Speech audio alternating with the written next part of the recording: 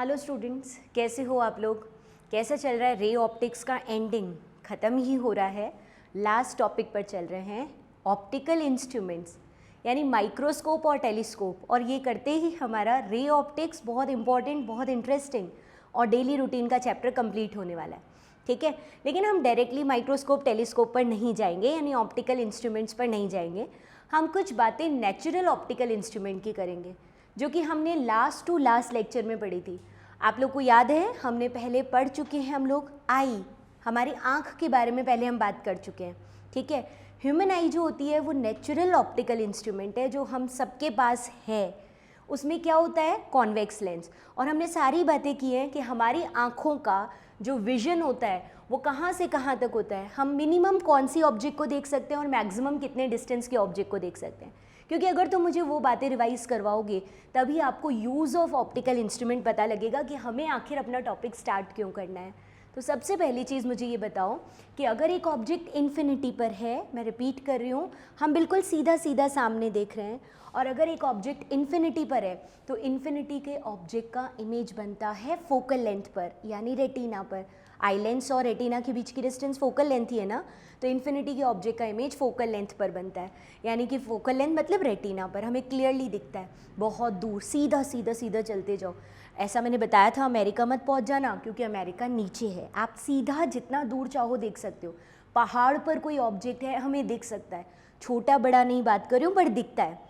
इसी तरह से ऑब्जेक्ट पास लाते जाते हैं तो इमेज दूर जाता जाता है और वो रेटिना के पीछे जाता है, हमें नहीं दिखता। इसीलिए हमने लास्ट टू लास्ट लेक्चर में किया था कि हमारा आई लेंस अक्यूमुलेट करता है, अपने शेप और साइज़ को चेंज करता है, ताकि जैसे ही ऑब्जेक्ट पास आए इमेज फोकस से दूर जाएगा। फोकल लेंथ को ही कम कर देता है हमारा आई। याद करो, दोनों तरफ की सिलियरी मसल्स में कॉन्ट्रैक्शन होता है और लेंस छोटा और मोटा हो जाता है, और जैसे ही लेंस छोटा मोटा हो जाता है फोकस पॉइंट पास शिफ्ट हो जाता है, इमेज फोकस से दूर यानी वापस रेटिना पर बनता है। मुझे नहीं लगता ये बातें मुझे बार बार कहने की ज़रूरत है, क्योंकि ये लेक्चर का रिविजन है। ठीक है, याद आई मेरी बातें? इन्फिनिटी का ऑब्जेक्ट इमेज फोकस पर यानी रेटिना पर बन गया, ऑब्जेक्ट पास आया, आई लेंस में अक्यूमुलेशन हुआ, सीलियरी मसल्स कंट्रैक्ट हुई, लेंस छोटा मोटा हो गया, फोकल लेंथ पास हो गई, फोकस डिस्टेंस पास हो गई, इमेज फोकस से दूर यानी वापस रेटिना पर बनता है। हर बार इमेज रेटिना पर ही बनता है। तो हमारी विजन रेंज कहाँ से कहाँ होती है? हाँ, रिपीट करवा दूँ कि विजन रेंज कहाँ से कहाँ होती है हमारी? From infinity to 25 centimetre. Object पास आ रहा है, इमेज लेंस में एक्यूमुलेशन हो रहा है, इमेज वापस रेटिना पर बन रहा है। लेकिन 25 से पास अगर ऑब्जेक्ट, ये आई लेंस है, और अगर ऑब्जेक्ट 25 से पास लाने की कोशिश करोगे तो अब इस आई लेंस में और एक्यूमुलेशन नहीं होगा, इमेज फिर से कभी रेटिना पर बनना पॉसिबल नहीं है। याद आ रहा था ना? तो अब कुल मिलाकर हम पास ला के भी कितना पास ला सकते हैं ऑब्जेक्ट को? 25 सेंटीमीटर। ये हमारा नियर पॉइंट कहलाता है, ये फार पॉइंट कहलाता है। मुझे नहीं लगता भूले होगे, सबने क्वेश्चन किए हैं इस पर। Infinity far point, 25 centimetre near point, याद है ना? अच्छा, एक बात और बताओ मुझे, नियर पॉइंट को बोलते हैं minimum distance of distinct vision. Distinct vision की मिनिमम डिस्टेंस कौन सी है? 25 सेंटीमीटर। मैक्सिमम क्या है? इन्फिनिटी। चलिए एक बात बता मुझे, ये तुमने ऑब्जेक्ट लिया, कोई भी लेंस है, जैसे आई लेंस ही है, उसके सामने ये रखा हुआ है ऑब्जेक्ट। ऑब्जेक्ट के टॉप से आने वाली लाइट रे और बॉटम से आने वाली लाइट रे, ये हमारे आई के लेंस पर जितना एंगल बनाती है, this angle is known as vision angle. हाँ, मैं फिर से रिपीट कर रही हूँ, विजन एंगल। हम अगला टॉपिक क्या ले रहे हैं बच्चों? Vision angle. इसका दूसरा नाम होता है विजुअल एंगल। नाम से ही पता लग रहा है, नाम देख के पता लग दोगे, विजन या विजुअल इसका एंगल। अगर एक ऑब्जेक्ट आई लेंस के सामने रखा हुआ है तो इसके टॉप से आने वाली लाइट रे और बॉटम से आने वाली लाइट रे मेरी आंखों पर जितना एंगल बना रही है वो विजन एंगल है। अब एक बात सोच के बता, अगर ये ऑब्जेक्ट बड़ा होता तो, अगर ये ऑब्जेक्ट बड़ा होता तो क्या होता बताओ? ये ऑब्जेक्ट बड़ा होता तो यहाँ से आने वाली लाइट रे और यहाँ से आने वाली लाइट रे पहले से ज़्यादा एंगल बनाती। यानी ऑब्जेक्ट जितना बड़ा होता है विजन एंगल उतना बड़ा, ऑब्जेक्ट जितना छोटा होता है विजन एंगल उतना ही छोटा होता है। होगा या नहीं होगा? ऑब्जेक्ट बड़ा, विजन एंगल बड़ा, ऑब्जेक्ट छोटा, विजन एंगल छोटा। देख, सिंपल सी बात। ये पेन है, इसके टॉप और इसके बॉटम से आने वाली लाइट रे मेरी आंखों पर जो एंगल बना रही है, that angle is known as vision angle. और ये कैप है, इसके टॉप और इसके बॉटम से आने वाली लाइट रे भी विजन एंगल बना रही है, लेकिन वो एंगल छोटा है इसलिए ऑब्जेक्ट छोटा है, और वो एंगल बड़ा है मतलब कि ऑब्जेक्ट बड़ा है। तो क्या मैं क्लियर ये कह सकती हूँ कि vision angle is directly proportional to size या height of object? Height of object. Object जितना बड़ा होगा विजन एंगल उतना ज़्यादा होगा, और ऑब्जेक्ट जितना छोटा होगा विजन एंगल उतना ही छोटा होगा, है ना। अब सोच के बता तू मुझे एक चीज़, और ध्यान से बताना, गड़बड़ मत कर लेना। ये बता कि अगर एक ऑब्जेक्ट को, जो कि मैं यहाँ से देख रही हूँ विजन एंगल पर, दूसरी बात करने जा रही हूँ मैं तुमसे, ये आई लेंस है, ठीक है, ये रहा एक ऑब्जेक्ट, और यहाँ से अपन इसको देख रहे हैं, ये रहा ए बी ऑब्जेक्ट। इसके टॉप और बॉटम से आने वाली लाइट रे हमारे आई पर ये एंगल बना रही है। अगर यही ऑब्जेक्ट यहाँ से ज़्यादा दूर होता तो बेटा देख सेम साइज़ का बनाना, गड़बड़ मत कर देना, ये सेम साइज़ का ऑब्जेक्ट। अब इसके टॉप और इसके बॉटम से आने वाली लाइट रे अपनी आँखों पर जो एंगल बना रही है वो पहले जितना है कि छोटा हो गया, छोटा हो गया ना, डिस्टेंस बढ़ गई, तो जब लाइट रेज आएंगी तो छोटा एंगल बनाएंगी। तो मतलब विजन एंगल अकेले ऑब्जेक्ट के साइज़ पर डिपेंड नहीं करता, ऑब्जेक्ट बड़ा विजन एंगल बड़ा, ऑब्जेक्ट छोटा विजन एंगल छोटा, ठीक है। लेकिन अगर ऑब्जेक्ट पास है तो विजन एंगल बड़ा, वही साइज का ऑब्जेक्ट दूर है तो विजन एंगल छोटा। दैट मीन टू से विजन एंगल एक बात और पर डिपेंड कर गया, वो डिस्टेंस। अगर ऑब्जेक्ट पास है तो विजन एंगल बड़ा है, ऑब्जेक्ट दूर है तो विजन एंगल छोटा है। यानी आप डिस्टेंस इंक्रीज करते जाओगे, दूर करते जाओगे, तो विजन एंगल छोटा होता जाएगा, ठीक है ना। और विजन एंगल छोटा होगा मतलब ऑब्जेक्ट की हाइट आपको छोटी दिखेगी। कोई भी ऑब्जेक्ट हमें बड़ा कब दिखता है? जब विजन एंगल ज़्यादा होता है। कोई भी ऑब्जेक्ट हमें छोटा कब दिखता है? जब विजन एंगल छोटा है। ये देख, ये इसका विजन एंगल बड़ा, ये बड़ा दिख रहा है, इसका विजन एंगल छोटा, ये छोटा दिख रहा है। अच्छा एक बात बता, एक इंसान अपने सामने आके खड़ा हो जाए, लंबा सा इंसान अपने सामने आके खड़ा हो जाए, उसके टॉप और बॉटम से लाइट रेज आ रही है, वो हमारी आंखों पर विजन एंगल बना रही है। उसी इंसान को दूर पहाड़ पे ले जाओ, अब उसके टॉप और बॉटम से ये लाइट रे आई, इंसान तो सेम, हाइट तो सेम, लेकिन इस वजह पास में खड़ा था विजन एंगल बढ़ा इसलिए बड़ा दिखा। दूर ले गए, पहाड़ पे ले गए, विजन एंगल छोटा इसलिए छोटा से दिखता है। देखा है ना, ऐसा लगता है पहाड़ पे कोई चींटी चल रही है, उतना इंसान ही है, लेकिन वो क्योंकि बहुत दूर है ना हमसे, दूर है तो विजन एंगल छोटा है, छोटा है इसलिए उसका साइज़ छोटा दिख रहा है। समझ आ गई बात? विजन एंगल को बड़ा करने का तरीका या तो ऑब्जेक्ट बड़ा ले आओ, और या फिर ऑब्जेक्ट की डिस्टेंस कम करो, विजन एंगल बड़ा होता जाएगा, हमको दिखता जाएगा। एक बहुत प्यारी सी बहुत इंपॉर्टेंट बात बता रही हूँ, ध्यान से दिमाग में रख लेना। जिस दिन लेक्चर स्टार्ट किया था फर्स्ट डे भी बताई थी, आज दूसरी बार बता रही हूँ। एक ऑब्जेक्ट हमें तब दिखाई देता है, एक ऑब्जेक्ट हमको तब दिखाई देता है जबकि उसका विजन एंगल 1 मिनट से बड़ा होता है। हमारी आंखों पर किसी भी ऑब्जेक्ट का vision angle theta greater than और इक्वल्स टू 1 मिनट। याद है ना 1 मिनट का मतलब, 1 मिनट भी एंगल की यूनिट है। 1 मिनट लिख देती हूँ मैं, डिग्री नहीं, और which is also known as 1/60 degree. अगर किसी भी ऑब्जेक्ट का हमारी आंखों पर विजन एंगल 1 मिनट मतलब बहुत नन्हा सा है, बहुत छोटा सा है, 1/60 यानी 0.0 समथिंग कुछ आ जाएगा, इतना सा डिग्री। अगर किसी ऑब्जेक्ट का आंखों पर एंगल 1 मिनट यानी 1/60 डिग्री या उससे बड़ा होता है तो वो हमें दिखाई देता है, अदरवाइज़ नहीं दिखाई देता है। बहुत सिंपल सी बात है, एक छोटा सा मच्छर है, बहुत छोटा सा मच्छर है, वो मेरे से बहुत दूर है। अभी मैं देख रही हूँ, मैं कह रही हूँ, ऐसे ही कह रही हूँ कि सामने मच्छर हो सकता है, बट मुझे नहीं दिख रहा। क्यों नहीं दिख रहा? उसके टॉप और बॉटम से आने वाली लाइट रे मेरी आंखों पर छोटा सा एंगल बना रही, इसलिए मुझे नहीं दिख रहा। देखो मैं सारी बातें तुमसे एक टॉपिक पर कर रही हूँ, दैट इज़ विजन एंगल। उससे दूर से लाइट रे आ रही हैं, आंखों पर छोटा सा एंगल बना रही है, नहीं दिख रही। वही मच्छर पास आता गया आता गया आता गया, और यहाँ है वो मच्छर, तो क्योंकि उसके टॉप और बॉटम से आने वाली लाइट रे हमारी आंखों पर बड़ा एंगल बना रही है, अब वो मच्छर हमको दिखाई देता है। दूर से मच्छर दिखाई नहीं दे रहा, लेकिन पास आने के बाद मच्छर दिखाई दे रहा है। क्यों दे रहा है? विजन एंगल बड़ा हो गया इसलिए दिखाई दे रहा है ना। अच्छा, यानी डिस्टेंस से विजन एंगल चेंज हो गया तो हाइट चेंज होगी, जितना बड़ा विजन एंगल उतनी ज़्यादा हाइट दिखाई देगी, ठीक है। इंसान पहाड़ पर है, छोटा दिखाई दे रहा है, इंसान इधर है, बड़ा दिखाई दे रहा है। चलो एक छोटा सा एग्जाम्पल और बता, हमने कई बार देखा होगा, हाथ में कुछ लग गया, कांच का कुछ लग गया हाथ में, या लकड़ी का कुछ पीस उठा रहे थे और तुम्हारे हाथ में लग गया, तो मम्मी को तो ऐसा लग रहा है कुछ है अंदर, कुछ चुभ रहा है, तो पहले मम्मी सबसे पहले क्या चीज़ बोलती है? ला दिखा। ला दिखा का मतलब क्या दूर से देख लेती है या पास लाकर देखती है? मम्मी उसको पास लाकर देखती है कि दिखा कुछ है तो नहीं। ऐसा क्या हो गया? पास लाने से क्या हो गया? जो चीज़ दूर से नहीं दिख रही थी पास से दिख गई। दूर से इसलिए नहीं दिख रही थी कि 1 मिनट से बड़ा एंगल था, पास लाने के बाद डिस्टेंस कम हो गई, पास लाने के बाद एंगल बड़ा हो गया, और अगर वो 1 मिनट से बड़ा हो जाएगा तो हमें दिखाई देने लग जाएगा। समझ रहे हो ना? यहाँ पर भी बहुत सारे एयर के मॉलिक्यूल है, मेरे को नहीं दिख रहे। क्यों नहीं दिख रहे? विजन एंगल 1 मिनट से छोटा है। करोड़ों बैक्टीरियाज के बीच में हम रहते हैं, सुना है ना कि हमारे चारों तरफ बहुत सारे बैक्टीरिया जो हमको कभी भी इन्फेक्ट कर सकते हैं। करोड़ों बैक्टीरियाज के बीच में दिखा दे, अभी मेरे चारों तरफ करोड़ों बैक्टीरिया दिखाओ, क्यों नहीं दिख रहे? कैमरा में भी नहीं आ रहे, तुम वीडियो देख रहे हो तुम्हारे सामने भी नहीं दिख रहे, क्यों नहीं दिख रहे? क्या रीज़न है उसका? सबका विजन एंगल छोटा है इसलिए नहीं दिख रहे। अगर यही कैमरा मैं ऐसा कैमरा यूज़ करवाती सामने जिनका रिजोल्यूशन पावर ज़्यादा है, जो ऑब्जेक्ट के डिस्टेंस को दूर करके दिखाता, विजन एंगल को 1 मिनट से बड़ा करके दिखाता, तो वो वाले बैक्टीरियाज भी दिख जाते। बट खैर कैमरास पर और उनके विजन एंगल पर हम बातें अलग से करेंगे, फिलहाल उसको रहने देते हैं। जनरल बात करते हैं कि अभी मुझे बैक्टीरिया क्यों नहीं दिख रहे, क्योंकि उसका विजन एंगल बहुत छोटा है, 60 से बहुत छोटा है। चलो यहीं से अपनी बात चालू करते हैं। इन बैक्टीरियाज को मैं देखना चाहती हूँ, क्या करूँ? भूल जाओ कैमरा वाली बात, जनरल पर आओ। मेरे चारों तरफ खूब सारे बैक्टीरियाज हैं, नहीं दिख रहे हैं बिकॉज विजन एंगल 1 मिनट से छोटा है। मैं इनको देखना चाहती हूँ, क्या करूँ? देख लो। कैसे देख लूँ? यही तो सोच रही हूँ, कैसे देखूँ? सबने एक साथ बोला होगा और सबको सिंपली पता है हमें क्या यूज़ कर लेना चाहिए, माइक्रोस्कोप। अगर इन बैक्टीरियाज को हम देखना चाहते हैं जो अभी नहीं दिख रहे, ऐसे ऑब्जेक्ट को देखना चाह रहे हैं जिनका विजन एंगल 1 मिनट से छोटा है बिकॉज उनका साइज़ बहुत छोटा है, तो उनको देखने का एक ही तरीका है कि आप माइक्रोस्कोप यूज़ कर लो। माइक्रोस्कोप यहाँ प्रेजेंट बैक्टीरियाज के एंगल को बढ़ा देता है, विजन एंगल को बड़ा कर देता है। हाँ, इतनी जल्दी थोड़ी है कैसे सोचने की, कैसे ही तो सीखना है आज की क्लास में। पहले तो सिंपली मेरी बात सुनो तो सही। माइक्रोस्कोप एक ऐसा इंस्ट्रूमेंट है जो यहाँ प्रेजेंट बैक्टीरियाज के या छोटी चीज़ों के विजन एंगल को बड़ा कर देता है।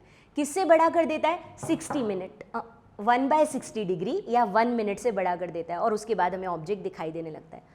अच्छा माइक्रोस्कोप कौन सा कहलाएगा? जो विजन एंगल को और ज़्यादा बड़ा करेगा। जितना ज़्यादा बड़ा करेगा ऑब्जेक्ट का साइज़ हमको उतना ही ज़्यादा बड़ा दिखाई देगा।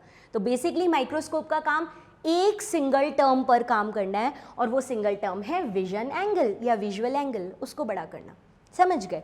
चलो एक बात और बताओ मुझे, छोटे ऑब्जेक्ट के विजन एंगल को बड़ा करने का काम माइक्रोस्कोप कर रहा है। दूसरी बात बताओ, एक तुम्हारे सामने तुम बहुत बढ़िया मौसम हो रहा है, बहुत अच्छी बारिश का मौसम है और प्लीजेंट सा है, मज़ा आ रहा है, तुम घूम रहे हो दूर पहाड़ों पर तुम्हें पेड़ वेड़ दिख रहे हैं सारे, लेकिन उस पेड़ों के बीच में एक बकरी है, वो तुम्हें नहीं दिख रही। क्यों? उन पेड़ों के बीच में एक बकरी है, एक गाय है, वो नहीं दिख रही। क्यों नहीं दिख रही बताओ? क्योंकि उसका विजन एंगल 1 मिनट से छोटा है। क्यों है? क्योंकि वो दूर है, दूर की चीज़ों का विजन एंगल छोटा होता है। अब उस बकरी को या उन चीज़ों को देखने का तरीका क्या लेके आए? माइक्रोस्कोप। विजन एंगल को बड़ा करेगा? नहीं, विजन एंगल छोटे ऑब्जेक्ट के एंगल को बड़ा करना, पास में प्रेजेंट छोटे ऑब्जेक्ट के एंगल को बड़ा करना का काम होता है माइक्रोस्कोप का। दूर की चीज़ें इसलिए नहीं दिख रही क्योंकि डिस्टेंस ज़्यादा है, इसलिए विजन एंगल छोटा है।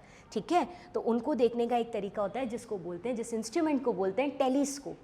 टेलीस्कोप दूर की चीज़ों के विजन एंगल को बड़ा करता है। माइक्रोस्कोप छोटे पास वाले ऑब्जेक्ट के विजन एंगल को बड़ा करता है, टेलीस्कोप दूर के ऑब्जेक्ट को विजन एंगल को बड़ा करता है और हमें दूर के ऑब्जेक्ट दिखाई देने लग जाते हैं। ठीक है, मून हुआ, सन हुआ, अदर स्टार्स हुए, सारे प्लैनेट्स हुए, है ना, और आपके सैटेलाइट्स हुए, उन सारे सैटेलाइट्स को अगर हम लोग को देखना है, मून के कैसे मोशन हो रहे हैं, इन सारी बातों को देखना है, तो हम लोग पता है क्या करते हैं? टेलीस्कोप का यूज़ करते हैं, क्योंकि हमसे बहुत ज़्यादा दूर है ना, इसलिए विजन एंगल 1 मिनट से छोटा है।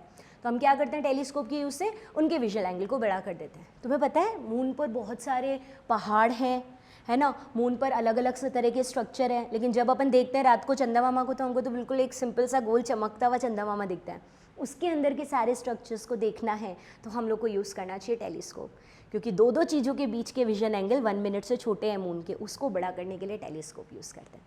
तो अल्टीमेटली स्टार्टिंग हमने ऑप्टिकल इंस्ट्रूमेंट्स की थी आई से, क्योंकि हमें सिंपल आई से एक ऑब्जेक्ट कब से कब तक दिखता है? इन्फिनिटी से 25 सेंटीमीटर, क्योंकि यहाँ तक उसका विजन एंगल ये दिखेगा, ये ठीक है, ये रेंज है, ठीक है। लेकिन 25 सेंटीमीटर के पास होने, 25 सेंटीमीटर तक होने के बाद भी अगर कोई ऑब्जेक्ट नहीं दिखाई दे रहा है, तो अब उसका सारा कॉन्सेप्ट चला जाता है विजन रेंज से विजन एंगल पर। एंगल 1 मिनट से बड़ा होगा ऑब्जेक्ट दिखेगा, एंगल 1 मिनट से छोटा होगा नहीं दिखेगा। एंगल छोटा कब हो सकता है? या तो ऑब्जेक्ट की हाइट छोटी हो या फिर ऑब्जेक्ट हमसे दूर हो। अगर ऑब्जेक्ट का साइज छोटा है और 1 मिनट से छोटा एंगल है, उसको बड़ा करके देखने का तरीका माइक्रोस्कोप। अगर ऑब्जेक्ट हमसे दूर है और डिस्टेंस की वजह से एंगल छोटा बन रहा है, उस डिस्टेंस ऑब्जेक्ट को देखने का तरीका टेलीस्कोप। ठीक है, तो कुल मिलाकर टेलीस्कोप, माइक्रोस्कोप, सारे के सारे इंस्ट्रूमेंट किस पर काम करते हैं? विजन एंगल पर। इकलौता वर्ड इज विजन एंगल। तो आज के आगे की सारी क्लास जो चलेगी वो इस टर्म पर चलेगी, विजन एंगल। ठीक है, चलो आ जाओ माइक्रोस्कोप टेलीस्कोप को स्टार्ट करते हैं। एक काम करते हैं बच्चों, पहले इन दोनों का ही, माइक्रोस्कोप और टेलीस्कोप, दोनों के ही एक जनरल टर्म पर बात कर लेते हैं। तुमने अभी तक के पूरे रे ऑप्टिक्स के अंदर मैग्निफिकेशन सुना है। मैग्निफिकेशन का मतलब होता है size of image bye size of object. जो भी आप इंस्ट्रूमेंट यूज़ कर रहे हो, लेंस कर रहे हो, मिरर कर रहे हो, वो इमेज के साइज़ को कितना बड़ा कर देता है विथ रिस्पेक्ट टू ऑब्जेक्ट का साइज़, उसको मैग्निफिकेशन बोला था। लेकिन माइक्रोस्कोप, टेलीस्कोप इनमें से कुछ नहीं कर रहे हैं, वो तो सिर्फ विजन एंगल को बड़ा कर रहे हैं, है ना, वो विजन एंगल को बड़ा कर रहे हैं। तो यहाँ मैग्निफिकेशन वर्ड यूज़ नहीं करेंगे माइक्रोस्कोप और टेलीस्कोप में, हम मैग्नीफाइंग पावर यूज़ करेंगे। कौन सी पावर? मैग्निफिकेशन नहीं, मैग्नीफाइंग पावर। इस वर्ड का मतलब क्या होता है बच्चों? इस वर्ड का मतलब होता है कि कोई भी माइक्रोस्कोप या टेलीस्कोप यूज़ करने के बाद जो इमेज बना है ना, या आप बोल देते हो विजन एंगल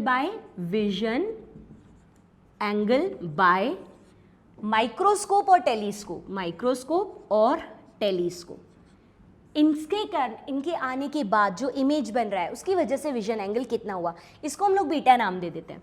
ठीक है, विजन एंगल बाय माइक्रोस्कोप और टेलीस्कोप, बाय माइक्रोस्कोप या टेलीस्कोप आने के बाद जो फाइनली इमेज बन रहा है उसका हमारी आईज पर विजन एंगल, ऑन आर आई पर देख रहे हो। और नेकेड आई समझते हो?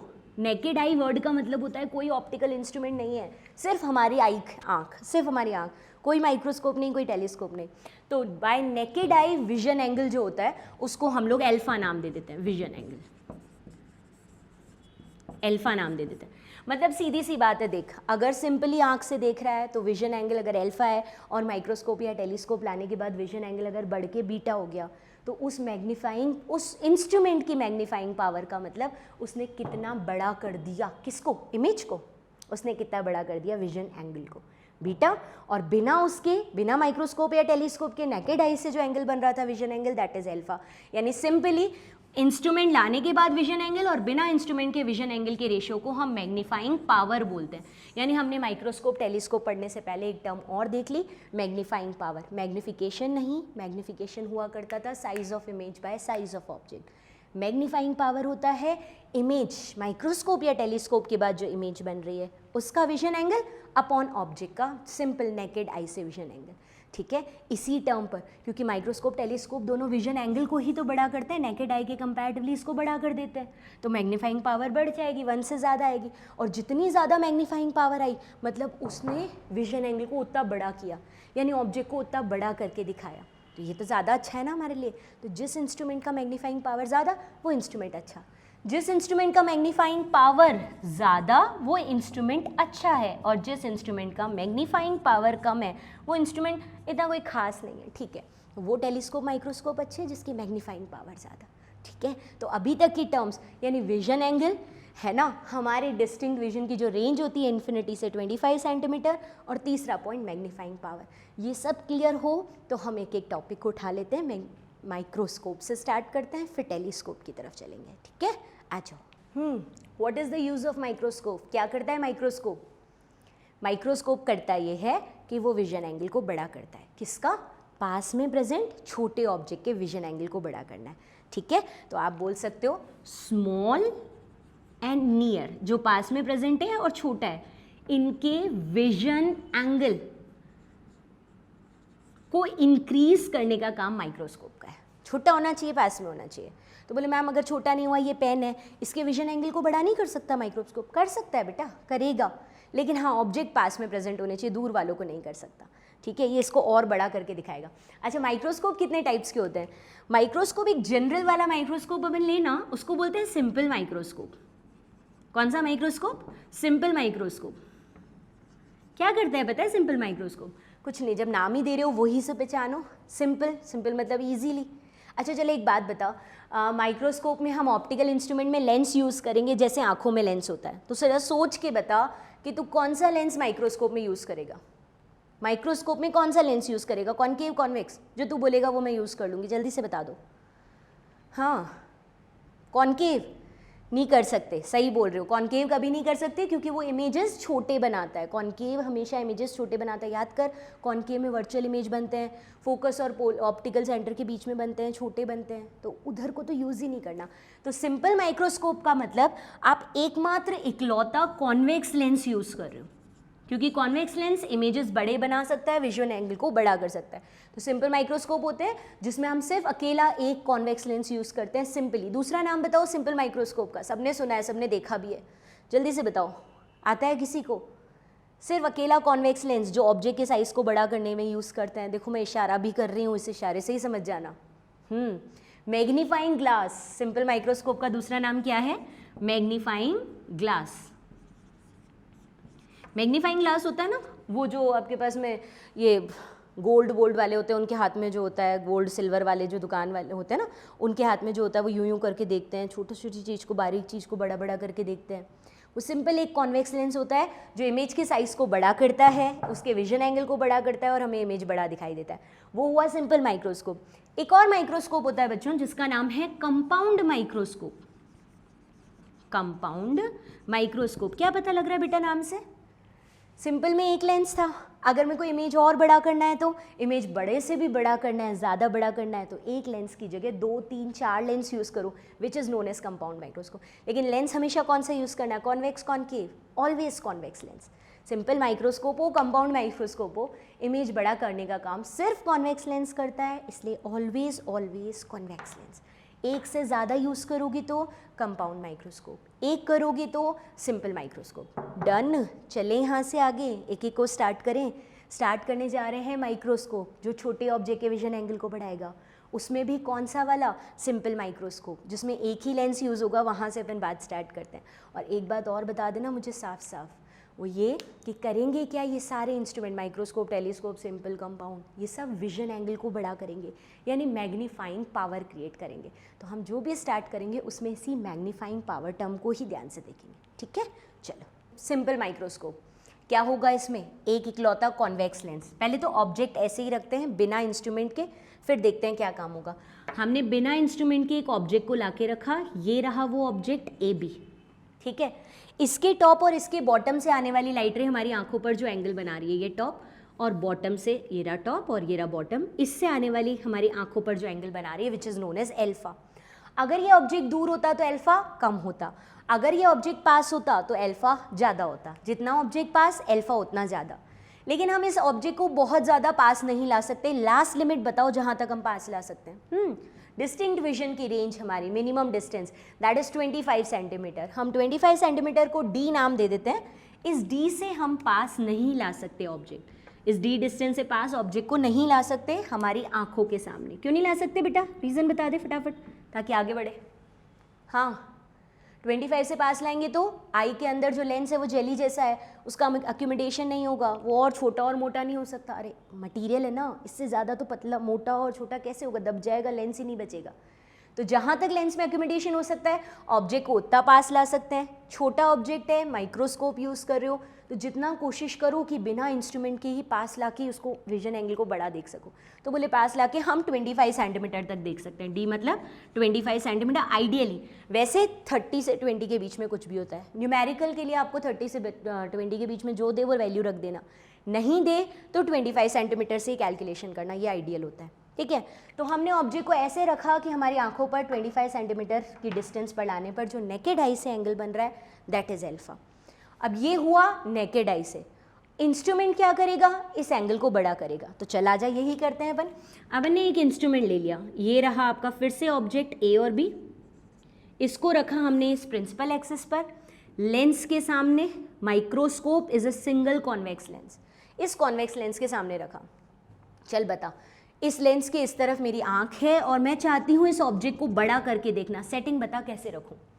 इस ऑब्जेक्ट को हम लोग बड़ा करके देखना चाह रहे हैं। आप बताओ मेरे को कि मैं इस ऑब्जेक्ट को कहाँ रखूँ जो मुझे मेरी आंख से ऑब्जेक्ट बड़ा दिखाई दे सके, इमेज बड़ा दिखाई दे सके। यहाँ है ट्विस्ट, यहाँ ट्विस्ट है, ध्यान से खुद सोच के बताना कैसे ले, कहाँ रखूँ? रख दूँ बियॉन्ड 2f? नहीं, बियॉन्ड 2f से between f and 2f image बनेगा, छोटा बनेगा। अच्छा, रख दूँ f और 2f के बीच में? f और 2f के बीच में रखते ही इमेज बियॉन्ड 2f बनता है, बड़ा बनता है। एग्जैक्टली ये सही है, ठीक है क्या? नहीं है ठीक, कहाँ गलती है, कहाँ गड़बड़ है बता।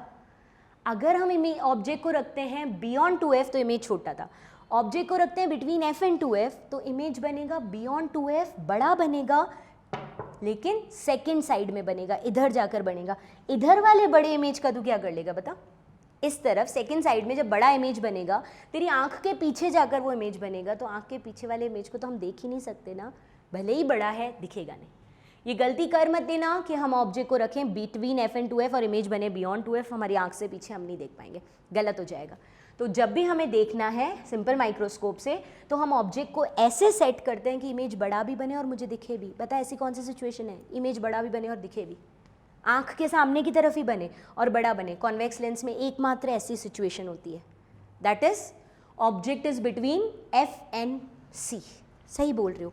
ऑप्टिकल सेंटर जो होता है ना, सी बोलो या ओ बोलो, जो भी तुम्हें नाम देना है वो दो, और यहाँ पर तुम रख दो ये फोकल लेंथ एफ। इन दोनों के बीच में अगर ऑब्जेक्ट को रख देते हो, ये रहा तुम्हारा ऑब्जेक्ट, साइज वही ले लेना ऑब्जेक्ट की, सेम ऑब्जेक्ट लिया है ए बी। एरो में इसलिए बनाती हूँ तुम्हें पता हो कि इस तरफ सीधा है। अब अगर यहाँ पर फोकस और ऑप्टिकल सेंटर के बीच में ऑब्जेक्ट को रख लिया तो इसका इमेज कहाँ बनता है, याद है, वर्चुअल बनता है, बियॉन्ड एफ बनता है और बड़ा बनता है। याद करो तुम्हारे सिंपल से कॉन्वेक्स लेंस को बना के देख लो। यहाँ से जो लाइट रे सीधी आई वो कहाँ जाएगी बच्चों, इधर इस तरफ फोकस होगा, फोकस से पास होगी, और जो ऑप्टिकल सेंटर पे जाएगी वो विदाउट एनी डिविएशन सीधी सीधी चली जाएगी। यहाँ से ये चली गई, यहाँ से ये चली गई। ये दोनों लाइट रे अगर हम सीधी निकालें, बिल्कुल अच्छे से अगर हम स्केल से बनाकर देखें तो ये दोनों लाइट रे एक दूसरे से दूर जा रही हैं। दूर जाती हुई लाइट रे कभी नहीं मिलती, यानी रियल इमेज बनेगा ही नहीं, वर्चुअल बनेगा। पीछे बढ़ा के देख ले, यहाँ पर ये पीछे बढ़ी, पीछे बढ़ाने के बाद जहाँ ये कट की वहाँ पर इमेज बी डैश, और ए का तो हमेशा प्रिंसिपल एक्सिस पर ए डैश बनता है। इमेज बड़ा बना दिया, किसने बनाया, कॉन्वेक्स लेंस ने। कैसे बनाया, अगर कॉन्वेक्स लेंस जिस तरफ है उसी तरफ हमने ऑब्जेक्ट को रखा फोकस और ऑप्टिकल सेंटर के बीच में, तो ये यहाँ से जाकर आपके पास में बड़ा सा इमेज बन गया। ठीक है, आँख कभी यहाँ मत रखना क्योंकि यहाँ आपको दिखाई नहीं देगा, जहाँ से लाइट रे आ रही है उसी तरफ से दिखाई देगा। तो आई का जो पोजिशन होनी चाहिए वो यहाँ होनी चाहिए। तो बस हमारा काम ये था कि विजन एंगल को बड़ा कर देख, इतना बड़ा साइज बना है तो विजन एंगल आंखों पर बड़ा ही तो बनेगा। इमेजिन करके देख, सोच के देख, क्या विजन एंगल बड़ा हुआ है या नहीं हुआ। ये रहा आपका फाइनल इमेज, ये इस तरह से यहाँ आ रहा है। लेंस पर जो एंगल बना रहा है अप्रॉक्स उतना ही एंगल आई पर भी बनाएगा क्योंकि आई और लेंस बिल्कुल पास में। मैं रिपीट कर रही हूँ, ये जो फाइनल इमेज बना है इसकी लाइट रे को पीछे बढ़ा कर देख, ये लेंस पर जितना एंगल बना रहा है अप्रॉक्स उतना ही आई पर बनाएगा क्योंकि आँख बिल्कुल लेंस के पास है। ये बता कि क्या ये बीटा अल्फा से बड़ा है या नहीं है, क्या आपके पास इमेज का विजन एंगल ऑब्जेक्ट से बड़ा है या नहीं है। कैसे पता करूँ है कि नहीं है, बता, लगा दिमाग। अगर ये का यही ऑब्जेक्ट देख, यहाँ रख के देख, अगर जिस पोजीशन पर इमेज बनाया अगर उस पोजीशन पर तो ये ऑब्जेक्ट रखता, ये ले, ये रहा तेरा ऑब्जेक्ट, जहाँ इमेज बनाया अगर उस पोजीशन पे ऑब्जेक्ट रखता और आँख भी यहीं होती, लेंस भी यहीं होता, आँख भी यहीं होती, तो ये एंगल बनता। ये एंगल है बिना इंस्ट्रूमेंट के आंख पर बनने वाला एंगल अल्फा, और ये इंस्ट्रूमेंट लाने के बाद आंख पर बनने वाला एंगल। सीधी सी बात है, ये छोटा है ये बड़ा है, ये एंगल बड़ा ही बनेगा। यानी beta is always greater than alpha ही होगा, बीटा हमेशा अल्फा से बड़ा होगा। तो ऑब्जेक्ट के पास माइक्रोस्कोप लाने के बाद जो एंगल बनता है वो थोड़ा सा बड़ा ही बनता है। बात समझ आ गई, बढ़ूँ यहाँ से आगे, beta is always greater than alpha. अब मतलब इतना तो क्लियर है कि ऑब्जेक्ट सीधा हमारी आंखों पर छोटा एंगल बना रहा था, और अगर हम लोगों ने माइक्रोस्कोप किया यानी कॉन्वेक्स लेंस को यूज़ कर दिया और ऑप्टिकल सेंटर और फोकस के बीच में रखा ऑब्जेक्ट को, तो जो इमेज बना रहा है वो हमारी आंखों पर बड़ा एंगल बना रहा है क्योंकि इसी जगह पर ऑब्जेक्ट होता तो एंगल छोटा बनाता। तो बीटा अल्फा से बड़ा है। हमें तो कुछ नहीं करना, सिर्फ मैग्नीफाइंग पावर के न्यूमेरिकल्स आते हैं हमारे पास, मैग्नीफाइंग पावर कैलकुलेट करके लो। इतना तो क्लियर है कि that is different from magnification. Magnification था height of image by height of object, और मैग्नीफाइंग पावर होता है angle of image by angle of object. ठीक है, आ जाओ कैलकुलेट करते हैं। सबसे पहले इस वाली सिचुएशन में करते हैं जबकि कोई आपके क्या नहीं था, इंस्ट्रूमेंट नहीं था। तो यहाँ पर क्या करेंगे, अल्फा, टेन अल्फा कैलकुलेट करते हैं। Tan alpha is perpendicular by base. Perpendicular कितना दिख रहा है बेटा, ए बी, और बेस कितना दिख रहा है, डी, जिसको आप 25 सेंटीमीटर बोल रहे हो। लेकिन पता है तुम्हारी गलती कहाँ होती है, तुम गलती करते हो कि विदाउट साइन रख देते हो। मैंने पहले भी कहा है सारी चीज़ों को विद साइन रखो, आंसर अपने आप विद साइन ही आएगा। ठीक है, तो बता मुझे इस डी को जब हम निकाल रहे हैं, इस डी को जब हम निकाल रहे हैं, एक काम करते हैं थोड़ा सा ऊपर बना देते हैं ताकि अलग से दिख जाए। ये विदाउट इंस्ट्रूमेंट ऑब्जेक्ट था। आई लेंस से लेकर सारी डिस्टेंस मेजर करनी है, लेंस से लेकर ऑब्जेक्ट तक की डिस्टेंस इंसिडेंट लाइट के अपोजिट है तो माइनस डी। लेंस से लेकर आई तक की डिस्टेंस लोगे तो माइनस डी तो लिखेंगे क्योंकि वो इंसिडेंट लाइट के अपोजिट डिस्टेंस मेजर हो रही है, तो यहाँ पर लिखेंगे माइनस डी। अब बताइए छोटे एंगल है कि बड़े एंगल है, माइक्रोस्कोप में एंगल छोटे होते हैं बड़े होते हैं? छोटे होते हैं ना, बिल्कुल ऑब्जेक्ट छोटा है तो एंगल छोटे होंगे तो हम उसको 10 अल्फा लिखेंगे ही नहीं, हम तो उसको अप्रॉक्स अल्फा लिख देंगे, which is equals to A B perpendicular upon base जो कि -d था। तो हमें मैग्नीफाइंग पावर निकालनी है। मैग्नीफाइंग पावर का मतलब कैपिटल M होता है, वो होता है इंस्ट्रूमेंट के साथ एंगल और नेकेड आई का angle, beta by alpha. Alpha निकाल चुके हैं जब नेकेड आई थी, अब इंस्ट्रूमेंट लेके आओ। इंस्ट्रूमेंट यानी कि कॉन्वेक्स लेंस लाने के बाद ऑब्जेक्ट यहाँ था, ऑब्जेक्ट के डिस्टेंस को क्या लिखें बेटा? u। इमेज की डिस्टेंस जहाँ बन रही है उसको क्या लिखें? v। लेकिन बता कि इंसिडेंट लाइट ये रही, इसकी डायरेक्शन में मेजर कर रही हो, इसके अपोजिट। सारी डिस्टेंसेज लेंस से मेजर करो। इतने दिन में लेंस भूल गए हो या याद है? बहुत दिन हो गए लेंस को बड़े हुए। इतना तो याद है ना कि इंसिडेंट के अपोजिट डिस्टेंस मेजर कर रहे हैं तो -u -v आएगा, है ना। अब बनाते हैं अपन beta angle perpendicular by base, A dash B dash और ओ। इस ट्राइंगल से भी बीटा निकल सकता है, लेकिन थोड़ा ध्यान से देख, इसी लाइट रे को तो तूने पीछे बढ़ाया था, तो इस ट्राइंगल से भी तो बीटा निकल सकता है। बीटा निकालने के लिए मेरे पास एक ट्राइंगल ए बी ओ भी तो है, देख ले, खुद देख लो, ए बी ओ, बिल्कुल ठीक है। तो इस ट्राइंगल ए बी ओ में हम लोग 10 बीटा कैलकुलेट करते हैं। 10 बीटा होता है परपेंडिकुलर बाय बेस। परपेंडिकुलर बोले तो ए बी, खो मत जाना कहीं पर, यहीं रहना, खो मत जाना, क्योंकि कैसे डिराइव करोगे। और अगर बोर्ड्स की बात करते हो ना, 12th बोर्ड्स की, तो ये प्रूफ ही 4 मार्क्स के आ जाते हैं। फिर इसके अंदर से जो मैं समझा रही हूँ उस पर क्वेश्चन आते हैं ABCD करके 1 मार्क्स के। तो इसलिए ध्यान से बिल्कुल खो मत जाना। सिंपली अल्फा निकाला फिर बीटा निकालें, बिना इंस्ट्रूमेंट के जो एंगल बना था वो अल्फा, इंस्ट्रूमेंट लाने के बाद जो एंगल बन रहा है बीटा। और एक चीज़ बता देती हूँ, सिंपल माइक्रोस्कोप को अच्छे से सीखना, क्योंकि पूरा कंपाउंड माइक्रोस्कोप, पूरा टेलीस्कोप, सब कुछ इसी प्रूफ पर बेस्ड है। बाकी सब रिवीजन की तरह चलेंगे अगर इसको एक को अच्छे से सीख लिया तो 10 बीटा परपेंडिकुलर बाय बेस, चाहे बड़े ट्राइंगल से निकालो चाहे छोटे से निकालो। और फिर हमने कहा ये माइक्रोस्कोप फिर भी ऑब्जेक्ट के एंगल को बड़ा करेगा, लेकिन बहुत बड़ा तो नहीं कर सकता, तो बीटा भी छोटा है, तो 10 बीटा को अप्रॉक्स बीटा लिखकर A B upon of -u with sign लिख दिया। मैग्नीफाइंग पावर निकालनी थी m is equals to beta by alpha. Beta की जगह हमने A B upon of -u put किया और अल्फा की जगह हमने A B upon of -d put किया। माइनस माइनस कैंसिल हो जाएगा, this is equals to d by u. Magnifying power की वैल्यू क्या आ गई? d by u. Capital M यानी कि मैग्नीफाइंग पावर, इसकी वैल्यू आ गई d बाय यू। बात समझ आई? ये पॉइंट इंपॉर्टेंट है कि हमें हर जगह हर इंस्ट्रूमेंट में मैग्नीफाइंग पावर निकालनी है, बीटा बाय अल्फा निकालना है। कितना आया है? d by you. d क्या है? 25 सेंटीमीटर। u क्या है? हमने ऑब्जेक्ट कहाँ रखा था? u। यहाँ पर जब हम सिंपल माइक्रोस्कोप यानी वो लाए थे ना मैग्नीफाइंग ग्लास, तो ऑब्जेक्ट कहाँ रखा है? वो वाली डिस्टेंस u है, ठीक है। अच्छा बताइए आंसर पॉजिटिव आ रहा है कि नेगेटिव आ रहा है? जल्दी देख के बता ले। ये आंसर तो कैसा आ रहा है? d भी पॉजिटिव, u भी। फाइनली आंसर यहाँ पॉजिटिव है। पॉजिटिव का मतलब आपका इमेज सीधा बना है, फाइनल इमेज देख सीधा बना है, ठीक है। अब एक चीज़ और करते हैं, सपोज तेरे को ऑब्जेक्ट की डिस्टेंस u क्वेश्चन में गिवन थी, अच्छी बात है तूने यहाँ पुट कर ली, लेकिन हमेशा थोड़ी दी हुई होती है ऑब्जेक्ट की डिस्टेंस। इस फॉर्मूले को याद ज़रूर रखेंगे, नंबर 1 दे देते हैं, लेकिन हर बार u गिवन नहीं होता। फाइनल इमेज कहाँ बन रहा है वो दे रखा होता है। न्यूमेरिकल का लेवल बदल रही हूँ, हर बार u नहीं गिवन होता है। फाइनली इमेज कहाँ बन रहा है, मुझे दिख रहा है नहीं दिख रहा है, वो क्वेश्चन में गिवन होता है। चेंज करें, u की जगह v लाएं। बता तरीका बता, u की जगह v कैसे ला सकते हो? लेंस में u की जगह v, लेंस इक्वेशन। सिंपली क्या है लेंस इक्वेशन बताओ? लेंस इक्वेशन है हमारी, एक काम करते हैं पेन चेंज कर देते हैं तो हमें याद रहेगा। ये हमने केवल u की जगह पुट करने के लिए लेंस इक्वेशन ली थी, 1/v minus 1/u is equals to 1/f। या प्लस लगाऊं? माइनस की प्लस क्या लगाऊं? माइनस। प्लस किस में आता है? मिरर में, यहाँ माइनस ही रहेगा। चल ठीक है, अब तो सारी वैल्यूज़ विद साइन पुट करवा। u कैसा है यहाँ पर? नेगेटिव, ठीक है, तो -u रखेंगे। v भी कैसा है? नेगेटिव। और कॉन्वेक्स लेंस है तो फोकल लेंथ कैसी होगी? पॉजिटिव। तो इन तीनों को विद साइन यहाँ पुट करवा। 1/v की जगह क्या हो जाएगा बेटा? 1/v माइनस का हो जाएगा, माइनस 1/u खुद नेगेटिव था, प्लस हो गया 1/f फोकल लेंथ है। तुम्हें तो u को हटाना था, तो 1/u की जगह 1/f प्लस का 1/v हो जाएगा। 1/f प्लस का 1/v या 1/v प्लस का 1/f बोल दे, कुछ ही बोल दे, ठीक है। और एक बात बता, अगर इसको d से मल्टीप्लाई करेगा तो मैग्नीफिकेशन बन जाएगा ना।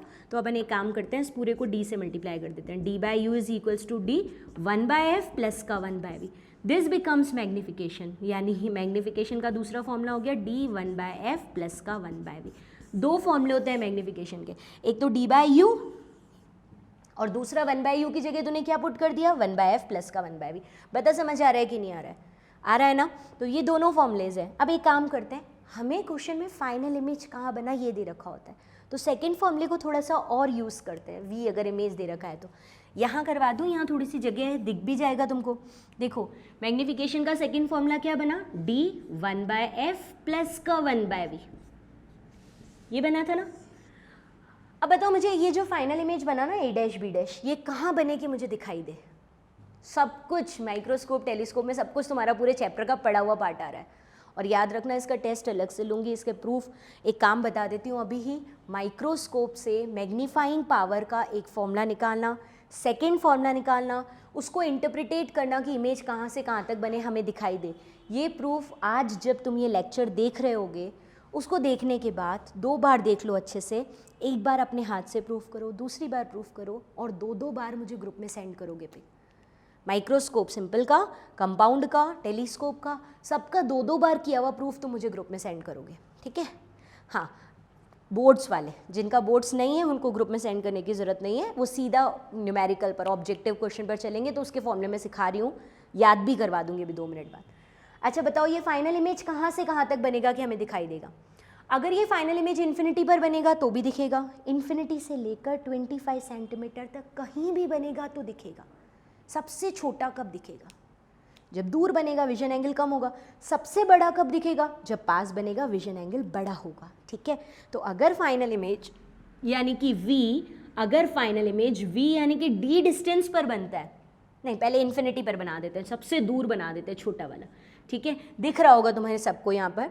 अगर फाइनल इमेज इन्फिनिटी पर बनता है तो मैग्नीफाइंग पावर क्या हो जाएगी बेटा? m is equals to d 1/f plus का 1/इन्फिनिटी, और समथिंग बाय इन्फिनिटी 0 हो जाता है, मतलब कि m is equals to d/f। Final image infinity पर बनता है तो कहाँ आ जाएगा? d/f। और अगर फाइनली इमेज हमारा कहाँ पर बनता है? अगर फाइनली इमेज यहाँ से बनता है v is equals to d distance पर 25 सेंटीमीटर वाली जगह पर बनता है, तो तुम बताओ क्या फॉर्मूला बचेगा? देख यहाँ पर और बताते चलो। m is equals to d 1/f plus का 1/v/d, ये भी d था ना, d/d, तो m इज इक्वल्स टू हो जाएगा d/f और d/d हो जाएगा 1, तो मैग्नीफिकेशन ही आएगा। अगर सबसे दूर बना था इन्फिनिटी पर तो d/f, और सबसे पास बना है 25 सेंटीमीटर पर तो d/f प्लस 1। नहीं समझे? अरे d/f प्लस 1 हो गया ना, तो ज़्यादा कब हुआ? d/f प्लस 1 या d/f? d/f प्लस 1, क्योंकि वो 25 सेंटीमीटर वाला, इन्फिनिटी वाला दूर है, एंगल छोटा बनाएगा, d/f बनेगा। बाकी सारे मैग्नीफिकेशन बोले इन्फिनिटी से 25 सेंटीमीटर के बीच में ही सारे मैग्नीफिकेशन, क्योंकि सब इमेजेस वहीं बनेंगे, उससे पास और उससे दूर बन नहीं सकते, तो बाकी सारे मैग्नीफिकेशन d/f से d/f प्लस 1 तक कहीं भी आ सकता है। बता, सिंपल माइक्रोस्कोप समझ आया? एक बार यहाँ देख ले, रिवाइज करवा ले, फिर सारे फॉर्मूले सारी बातें मैं तुम्हें अलग से रिवाइज करवा दूंगी कि हमें सिंपल माइक्रोस्कोप बिल्कुल घुट जाए अच्छे से। तुम खुद अपने हाथ से सारी प्रैक्टिस कर लेना सारे फॉर्मूलेज की, उसके बाद कंपाउंड की तरफ जाना, ठीक है? बता दो जल्दी से।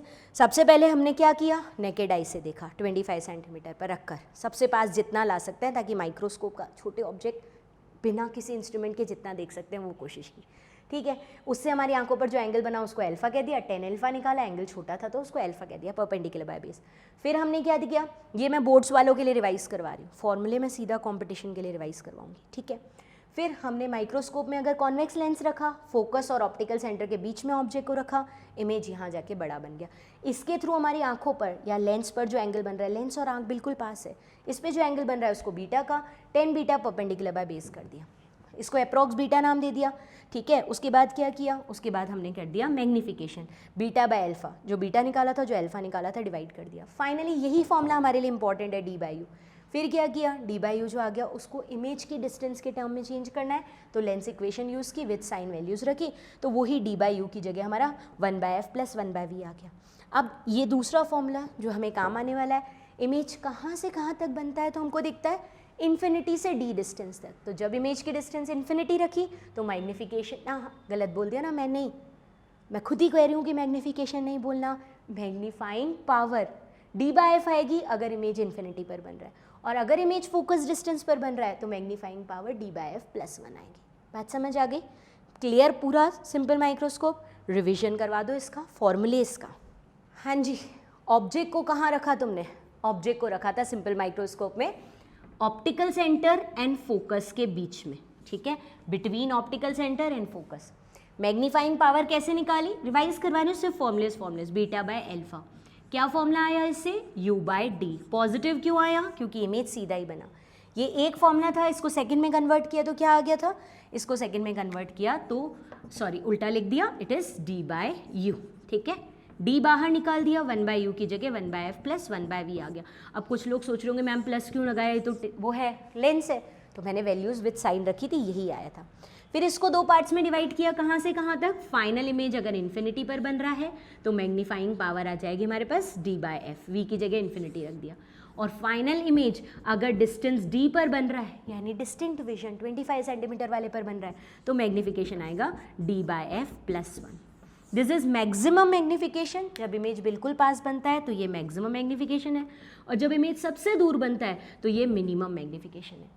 यानी अगर हम लोग बात करना चाहें कि मैग्नीफिकेशन कहाँ से कहाँ तक होगा तो सबसे कम होगा d बाय एफ और सबसे ज़्यादा होगा 1 प्लस डी बाय एफ, ठीक है। तो हमेशा magnification 1 plus D by F से कम या उससे इक्वल होगा और d बाय एफ से ज़्यादा या उसके इक्वल होगा। This is minimum, this is maximum. ये सारी बातें अभी हमने की, ठीक है। अब न्यूमेरिकल आ गया जी। अगर ये फॉर्मूला तुझे दे रखा है, ये दो वैल्यूज़ दे रखी है, मैग्नीफाइंग पावर निकाल दे। ये दो वैल्यूज़ ना देकर तुझे इमेज की पोजीशन दे रखी है और फोकल लेंथ दे रखी है, ये वाला फॉर्मूला यूज़ कर ले, जो तुझे चाहिए वो कर ले, ठीक है। फाइनल इमेज इन्फिनिटी पर बन रहा है, ये लगा दे। फाइनल इमेज डी डिस्टेंस पर बन रहा है, ये लगा दे, ठीक है ना। इतना तो कर सकता है, फॉर्मूले में जो वैल्यू दे रखी है वो तो अप्लाई कर सकते हो ना। अब ये बताओ मुझे कि कुछ नहीं दे रखा है तब कौन सा फॉर्मूला यूज़ करेंगे। अगर सिंपली ये दे दिया कि एक ऑब्जेक्ट की फोकल लेंथ, सुनना मेरे क्वेश्चन को ध्यान से, एक ऑब्जेक्ट के लिए माइक्रोस्कोप जो यूज़ किया उसकी फोकल लेंथ है 25 सेंटीमीटर। कितनी है, 25 सेंटीमीटर। बता मैग्नीफाइंग पावर क्या है, कहीं दिया ही नहीं। फाइनल इमेज कहाँ बन रहा है, यू भी नहीं दिया। फाइनल इमेज की डिस्टेंस कहाँ है, इन्फिनिटी है, डी है, कोई और है, कुछ नहीं दिया। क्वेश्चन रिपीट करूँ, वापस से रिपीट कर रही हूँ। Focal length of a simple microscope is 25 centimetre. बताओ फाइनली इमेज कहाँ बनेगा और फाइनली मैग्नीफाइंग पावर क्या होगी। तो बेटा कुछ नहीं दे रखा होता है ना, तो माइक्रोस्कोप से हम इमेज को सबसे बड़ा करके देखते हैं। अगर कुछ नहीं दे रखा होता तो हम छोटे से इमेज को सबसे बड़ा करके ही तो देखना चाहते हैं। तो माइक्रोस्कोप में मैक्सिमम वाला मैग्नीफिकेशन यूज़ करते हैं, और मैक्सिमम वाला मैग्नीफिकेशन कितना है, d by F plus 1। D की जगह 25 सेंटीमीटर, एफ फोकल लेंथ मैंने अभी क्वेश्चन में 25 दी थी, 1 हो गया, 1 प्लस 1 आंसर इज 2, ठीक है। कभी भी d बाय एफ करके 1 मत आंसर निकाल देना, कुछ नहीं दे रखा है। मैं फिर से रिपीट कर रही हूँ, कुछ नहीं दे रखा है तो सिंपल माइक्रोस्कोप में सबसे बड़ा इमेज करके देखना है, यानी कि ये वाला यूज़ करना है, मैक्सिमम मैग्नीफिकेशन यूज़ करना है। इतनी बात समझ आई। एक पॉइंट और बता, इस मैग्नीफिकेशन को बढ़ाने का तरीका बता। चाहे मैक्सिमम चाहे मिनिमम, कोई भी मैग्नीफिकेशन है, आप इस मैग्नीफिकेशन को इंक्रीज करना चाहते हो, तरीका बताओ। क्या करूँ मैग्नीफिकेशन इंक्रीज हो जाएगा, बताओ। हाँ सिंपली बोले मैम डी को बढ़ा दो, डी को बढ़ा सकते हो क्या। डी तो हमारी आंखों की विजन रेंज है मिनिमम डिस्टिंक्ट विजन की 25 सेंटीमीटर, कुछ नहीं कर सकते। दूसरा तरीका बताओ। दूसरा तरीका, चाहे किसी भी फॉर्मूले को देखो, एफ को कम करो। अगर हम मैग्नीफिकेशन बढ़ाना चाहते हैं तो हमें क्या करना चाहिए, फोकल लेंथ छोटी करनी चाहिए। कॉन्वेक्स लेंस की फोकल लेंथ छोटी करनी चाहिए। याद है by convex by concave lens की फोकल लेंथ, फॉर्मूला बता। सब पीछे वाले बता रही हूँ, नया कुछ नहीं बता रही हूँ। फोकल लेंथ कम करोगे मैग्नीफिकेशन बढ़ जाएगा। फोकल लेंथ का फॉर्मूला बता किसी भी लेंस के। इक्वी कॉन्वेक्स लेंस बता दे, दोनों तरफ रेडियस सेम होती है तो क्या बनेगा formula, r/2 mu minus 1, r/2 mu minus 1। याद कर फॉर्मूला था 1 by F is mu minus 1, 1 by r1 minus का 1 बाय r2, उसमें वैल्यू विद साइन रखी सारी। तो r/2 म्यू माइनस 1 तो खूब क्वेश्चन किए थे इस पर हमने। अच्छा अब तो चाहता है कि फोकल लेंथ कम करे, क्योंकि मैग्नीफिकेशन बढ़ाना है, मैग्नीफाइंग पावर बढ़ानी है, तो फोकल लेंथ कम करनी पड़ेगी। फोकल लेंथ कम करनी है तो r कम करना पड़ेगा। तो अगर तुझे कोई ऐसा माइक्रोस्कोप बनाना है, अगर कोई ऐसा माइक्रोस्कोप बनाना है, सिंपल माइक्रोस्कोप जिसका मैग्नीफाइंग पावर ज़्यादा चाहिए, तो फोकल लेंथ कम कर, यानी रेडियस ऑफ कर्वेचर कम कर। तो मुझे बता ये वाला लेंस यूज़ करूँ कि ये वाला लेंस यूज़ करूँ, पतला लंबा यूज़ करूँ कि छोटा मोटा लेंस यूज़ करूँ ज़्यादा मैग्नीफाइंग पावर के लिए। पहले भी बताया था, छोटे मोटे को छोटा मोटा मत समझ लेना, छोटा मोटा होगा, रेडियस कम होगी, फोकल लेंथ कम होगी, अपने आप मैग्नीफाइंग पावर ज़्यादा हो जाएगा। तो अगर आप सिंपल माइक्रोस्कोप की मैग्नीफाइंग पावर बढ़ाना चाहते हो तो क्या करना चाहिए, तो सिंपल माइक्रोस्कोप की मैग्नीफाइंग पावर बढ़ाने के लिए एफ कम लेना चाहिए, छोटा मोटा लेंस लेना चाहिए, ठीक है। ज़्यादा पॉसिबिलिटी है छोटा मोटा लेने की, और छोटा मोटा करते जाओगे, इस तरह का करोगे तो भाई लेंस रहेगा ही नहीं, गोला बन जाएगा, सर्कल ये स्फेयर बन जाएगा। तो अगर तुम लेंस बनाना चाहते हो तो एक लिमिटेशन है, ज़्यादा छोटा मोटा नहीं ले सकते, ज़्यादा फोकल लेंथ को कम नहीं कर सकते, मैग्नीफिकेशन को एक लिमिट से ज़्यादा बढ़ा नहीं सकते। पता है सिंपल माइक्रोस्कोप का मैग्नीफाइंग पावर होती है 12 to 13, यानी ऑब्जेक्ट के कंपैरेटिवली वो इमेज को 12-13 गुना बड़ा कर देता है। 12.5 मान ले, अब 12-13 गुना से कहाँ काम चले, तू खुद सोच। यहाँ बैक्टीरिया कितने छोटे हैं और मैं उनको बड़ा करके देखना चाह रही हूँ, तो 12-13 गुना से कुछ नहीं होता, बहुत बड़ा चाहिए। तो इस लिमिट के बाद हम ऑब्जेक्ट को साइज को और बड़ा नहीं कर सकते, इसलिए तरीका बदलना पड़ेगा, और वही तरीका बदलना है कंपाउंड माइक्रोस्कोप। सिंपल माइक्रोस्कोप की जगह कंपाउंड की ज़रूरत क्यों है? क्योंकि इसमें हम फोकल लेंथ को बहुत कम नहीं कर सकते, रेडियस को बहुत कम नहीं कर सकते, लिमिटेड कर सकते, 12-13 गुना बड़ा कर सकते हैं मैग्नीफाइंग पावर। ठीक है, मैग्नीफाइंग पावर की कोई यूनिट है क्या? है ही नहीं। अल्फा भी एंगल था अपॉन बीटा भी एंगल है, अल्फा बाय बीटा ही किया था ना तुमने, दोनों एंगल है, एंगल यूनिटलेस है, और होती भी यूनिट तो है ही कम से कम, रेडियन, रेडियन से रेडियन कट गई। मैग्नीफाइंग पावर की कोई यूनिट नहीं है, कोई डायमेंशंस नहीं है। आप मैग्नीफाइंग पावर को सीधा 12-13 आ रहा है तो 12-13 ही लिखोगे, पीछे कुछ यूनिट कोई डायमेंशन नहीं लिखोगे। ठीक है, इससे ज़्यादा बड़ा करना हो तो क्या करना पड़ेगा? कोई और तरीका लगाना पड़ेगा। वही कोई और तरीका है, एक की जगह 2 या 2 से ज़्यादा लेंस यूज़ करो, which is known as compound microscope, है ना। उसको स्टार्ट करते हैं। हाँ जी, नया टॉपिक कंपाउंड माइक्रोस्कोप। देखा है तुम सब ने? कहाँ देखा, चलो बताओ, किसने देखा, कहाँ देखा? स्कूल की लैब्स में देखा, सब ने देखा है। बायोलॉजी वाले स्टूडेंट ने तो लैब में देखा है, क्योंकि बायोलॉजी वाले स्टूडेंट को मेंढक वेंडक तो अब नहीं काटते तुम लोग, लेकिन बायोलॉजी के स्टूडेंट को सारे स्पेसिमेन दिखाते हैं ना, फिर उन स्पेसिमेन की स्लाइड्स बना बना के दिखाते हैं। वो छोटी छोटी स्लाइड्स देखते हो तुम, जिस माइक्रोस्कोप ऐसा था ना ब्लैक कलर का, जो उस माइक्रोस्कोप में जहाँ तुम देख रहे हो वो कंपाउंड माइक्रोस्कोप ही है। मैथमेटिक्स वालों में ने भी देखा है, क्योंकि माइक्रोस्कोप में कई लोगों का इंटरेस्ट होता है, तो आपने फोटो में, टीवी में, इधर उधर, या अपने सामने कंपाउंड माइक्रोस्कोप सबने देखा हुआ है। 2 लेंस यूज़ करेंगे। कैसे यूज़ करेंगे 2 लेंस देखना। एक तो ये होगा, देख यहाँ पर कोई ऑब्जेक्ट है तो एक तो होगा ये वाला लेंस, ठीक है, ऑब्जेक्ट के पास वाला लेंस, और ऑब्जेक्ट के पास वाले लेंस को हम नाम देंगे objective piece. Objective piece, objective piece का मतलब होता है ऑब्जेक्ट के पास वाला लेंस।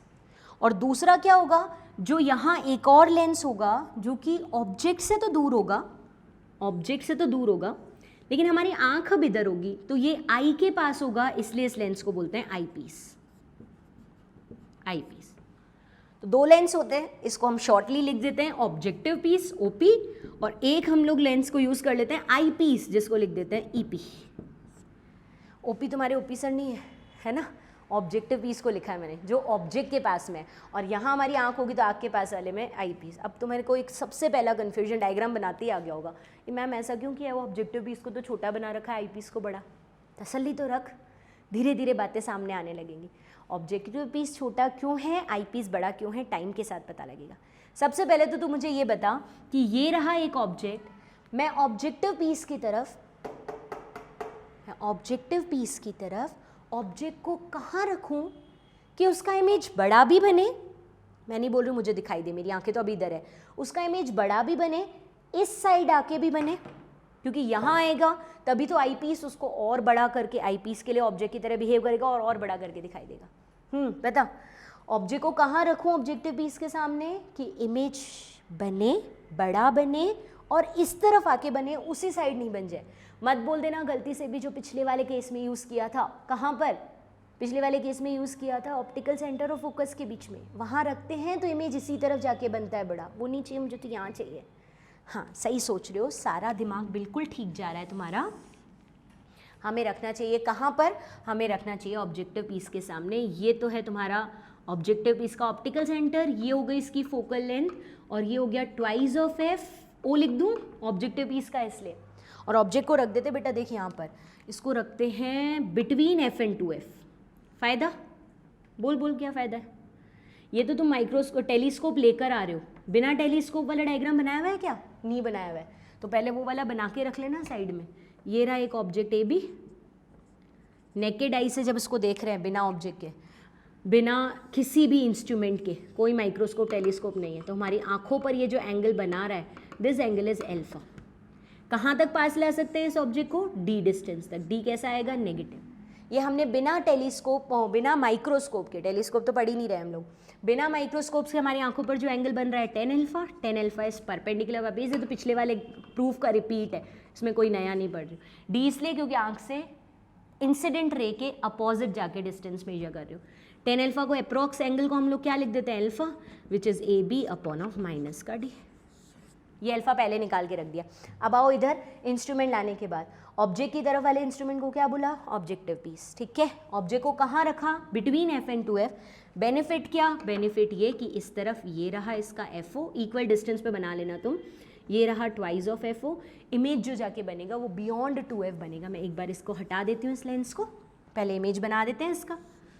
ये ऑब्जेक्ट, इसका इमेज कहाँ जाके बनेगा, बियॉन्ड 2f, अगर f और 2f के बीच में ऑब्जेक्ट को रखा है। ये बना तुम्हारे पास में, जो भी सीधी लाइट रे आती है फोकस से पास होती है, और जो O से आती है विदाउट एनी डेविएशन सीधी चली जाती है। ये O से आई, बिना डेविएशन के सीधी चली गई। ये बियॉन्ड 2f जाके बनेगा। सही सीधी सीधी लाइनें आप स्केल से बना सकते हो, मेरे हाथ में स्केल है नहीं, ठीक है। ये FO, यहाँ जाकर ये इमेज बन गया A' B', ये इमेज बना। ये क्या किया, किसने बनाया ये इमेज, ये ऑब्जेक्टिव पीस ने बड़ा इमेज बनाया। दो लेंस क्यों यूज़ कर रहे हो, क्योंकि एक जो इमेज बड़ा बनाएगा दूसरा उसको और बड़ा करके बनाएगा। तो अब किसका नंबर आएगा, अब आएगा हमारे पास में सेकंड वाले लेंस का नंबर, जिसका नाम है आई पीस। लेकिन 2 मिनट बाद बनाते हैं, फिर से मुझे बता दो, यहाँ से सारी डिस्टेंसेस मेजर करा दो। यहाँ से ऑप्टिकल सेंटर से ऑब्जेक्ट तक की डिस्टेंस को क्या नाम दिया तुमने, U, और इमेज तक की डिस्टेंस को क्या नाम दिया, V। लेकिन क्योंकि वो ऑब्जेक्टिव पीस के हैं इसलिए उसको नाम दे दो UO और VO। देख तसल्ली से बनाना, ये डायग्राम बहुत इंपॉर्टेंट है। पता है क्या होगा, जब पूरा डायग्राम बन जाएगा ना, और तब आके सोचोगे कि अब मैं जाकर डायग्राम देखकर और उसको कॉपी मार देता हूँ, गलती से भी नहीं बनेगा। प्रोसेस को सीखता जा, प्रोसेस के स्टेप से खुद डायग्राम तेरा सही बनेगा। एक लेंस बना दिया ऑब्जेक्ट के पास, ऑब्जेक्टिव पीस, उसके सामने f और 2f के बीच में ऑब्जेक्ट रखा, इमेज बियॉन्ड 2f बना, बड़ा बन गया। इस डिस्टेंस को UO बोला, इसको VO बोला। लेकिन इंसिडेंट लाइट की डायरेक्शन में मेजर हो रही है इसलिए VO पॉजिटिव है, और इंसिडेंट लाइट के अपोजिट मेजर हो रहा है तो UO नेगेटिव है। यहाँ तक डन, क्लियर है। बढ़ूँ यहाँ से आगे सुन। अब आएगा आई पीस की बारी। आई पीस ऑब्जेक्टिव पीस से बड़ा चाहिए कि सेम साइज का चाहिए कि छोटा चाहिए। ये छोटा लेंस था, छोटे ऑब्जेक्ट की सारी लाइट रे अप्रॉक्स इसमें आ जाए, इंटेंसिटी अच्छी मिले, इसके लिए लेंस छोटे से काम चल जाएगा। ऑब्जेक्ट छोटा है ना, छोटी ही लाइट रे फैलेंगी, कम ही लाइट रे फैलेंगी। लेकिन अगर ऑब्जेक्ट का साइज जो बड़ा हो चुका है अब उसके लिए आप जो लेंस यूज़ करोगे, ओहो मेरे पास तो जगह ही नहीं है इधर, तुम ऊपर भी उतना ही बनाना जितना नीचे बना रहे हो, है ना, सेम साइज़ का बना लेना। अब तुम्हें लेकिन यहाँ पर जो लेंस यूज़ करना पड़ेगा वो बड़ा यूज़ करना पड़ेगा। क्यों, क्योंकि अब जो तुम्हें इमेज बना है उसकी लाइट रेज ज़्यादा फैलेंगी, क्योंकि वो बड़ा है तो उसके लिए लेंस भी बड़ा चाहिए। इसीलिए फ़िलहाल मैं बोल रही हूँ आई पीस बड़ा चाहिए। आई पीस के ऑप्टिकल सेंटर को ये लिख रही हूँ, तुम ऊपर भी उतना ही बना देना। अब गलत बोला ना मैंने, ऑब्जेक्ट छोटा था इसलिए ऑब्जेक्टिव पीस छोटा लिया, उसका इमेज बड़ा बन रहा है तो इसकी आने वाली लाइट रे यहाँ जाए इसलिए आई पीस बड़ा लिया। फिलहाल इसी तरह से समझो, जब फॉर्मूला आ जाएगा तो मैं फॉर्मूले से भी इस बात को एक्सप्लेन करूँगी। फिलहाल आई पीस छोटा, ऑब्जेक्टिव पीस बड़ा, ऑब्जेक्टिव पीस छोटा, आई पीस बड़ा। बाकी जो चेंजेस करना है इसको फाइनल मत मान लेना, इसमें जो चेंजेस करना है वो फॉर्मूला आने के बाद बात करेंगे, ठीक है। बढ़ूँ यहाँ से आगे, आजा जल्दी से, देख फटाफट देखते चलना। अब तुम्हारे सामने क्या सिचुएशन है ये बताना। यहाँ से जो लाइट रे आ रही है इस ऑब्जेक्ट से, इसको कैसे सेट करूँ कि फाइनली इमेज बड़ा भी बने और हमारी आँख यहाँ है, हमको दिखाई भी दे। बड़ा भी बनाना है और दिखाई भी देना, जल्दी बता।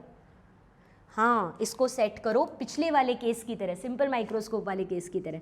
कहाँ पर सेट करूँ, ऑप्टिकल सेंटर और फोकस के बीच में। मान लो इसका फोकस यहाँ है, FE, आई पीस का फोकस, तो इनके बीच में ऑब्जेक्ट को सेट करो। सीधे आने वाली लाइट रे फोकस से जाएंगी इधर, ठीक है, और यहाँ से जो ऑप्टिकल सेंटर से आएंगी वो यूँ जाएंगी।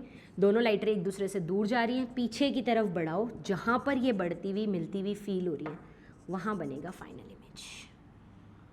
ये रहा फाइनली इमेज जहाँ पर ये लाइट रे कट कर रही है, A', B'। तो मेरे से पूछो मैम क्या ये इस ऑब्जेक्टिव पीस से इधर बनेगा या ऑब्जेक्टिव पीस के भी वहाँ जाके बनेगा, ऑब्जेक्ट से पास बनेगा या ऑब्जेक्ट से दूर बनेगा, इससे कोई फ़र्क नहीं पड़ रहा। इधर भी बन सकता था, इधर भी, इधर इधर इधर इधर कहीं भी बन सकता था, क्योंकि ये वर्चुअल इमेज है। लेंस आई पीस के लेंस के उसी तरफ बनेगा, अब उसी तरफ नहीं है, इधर इधर इधर कहीं भी बन सकता था। मेरे लाइट रे वहाँ जाके कट की, मैंने वहाँ बना दिया। डन क्या, फाइनली इमेज ये बन रहा है। अब फाइनली इमेज की तो डिस्टेंस बोलेगा, तो ये रहा आई पीस के लिए ऑब्जेक्ट। आई पीस के लिए ऑब्जेक्ट कितनी दूर है, ये U, और फाइनली जो इमेज बना आई पीस के लिए वो कहाँ है, वी, लेकिन आई पीस का है, ऑब्जेक्टिव से मिक्स ना हो इसलिए यू ई और वी ई बोल देना। अब आई पीस से ये जो आपके पास में ऑब्जेक्ट है उसकी लाइट रेज यूँ आ रही है, और आप जो डिस्टेंस मेजर कर रहे हो वो ऑब्जेक्ट से आने वाली लाइट के अपोजिट जाके मेजर कर रहे हो, इसलिए यू ई भी नेगेटिव और वी ई भी नेगेटिव। साइन दिमाग में रखना, यू ई भी नेगेटिव और वी ई भी नेगेटिव। तो पहले वाले लेंस ने छोटे से ऑब्जेक्ट के इमेज को बड़ा किया, दूसरे लेंस ने उस बड़े को और बहुत बड़ा कर दिया। फाइनल इमेज इज दिस, ये फाइनल है। मैग्नीफाइंग पावर कैसे निकालता था, जल्दी सोच के बता, भूल गया इतनी सी देर में, आधा घंटे पहले ही तो निकाली थी। मैग्नीफाइंग पावर का फॉर्मूला होता है beta by alpha. Final image जो बन रहा है इंस्ट्रूमेंट लाने के बाद उसका बनने वाला एंगल अपॉन ऑब्जेक्ट का। सिंपली ऑब्जेक्ट ने आंखों पर ये एंगल बनाया था, ये अल्फा तूने पहले ही निकाल दिया। अब फाइनली मेरी आंखों पर जो इमेज है ये ऑब्जेक्ट देख, फिर आंख की पोजीशन गलत है, याद रख लेना, आंख की पोजीशन आने वाली लाइट रेस के हिसाब से बननी चाहिए, यहाँ होनी चाहिए आंख। अब जो फाइनल इमेज है वो यहाँ बन रहा है, ये फाइनल इमेज लेंस पर या हमारी आंखों, जितना लेंस पर बन रहा है आंख पर उतना ही बन रहा है, क्योंकि आंख और लेंस पास पास है। ये आंखों पर या लेंस पर जो एंगल बना रही है दिस इज बीटा।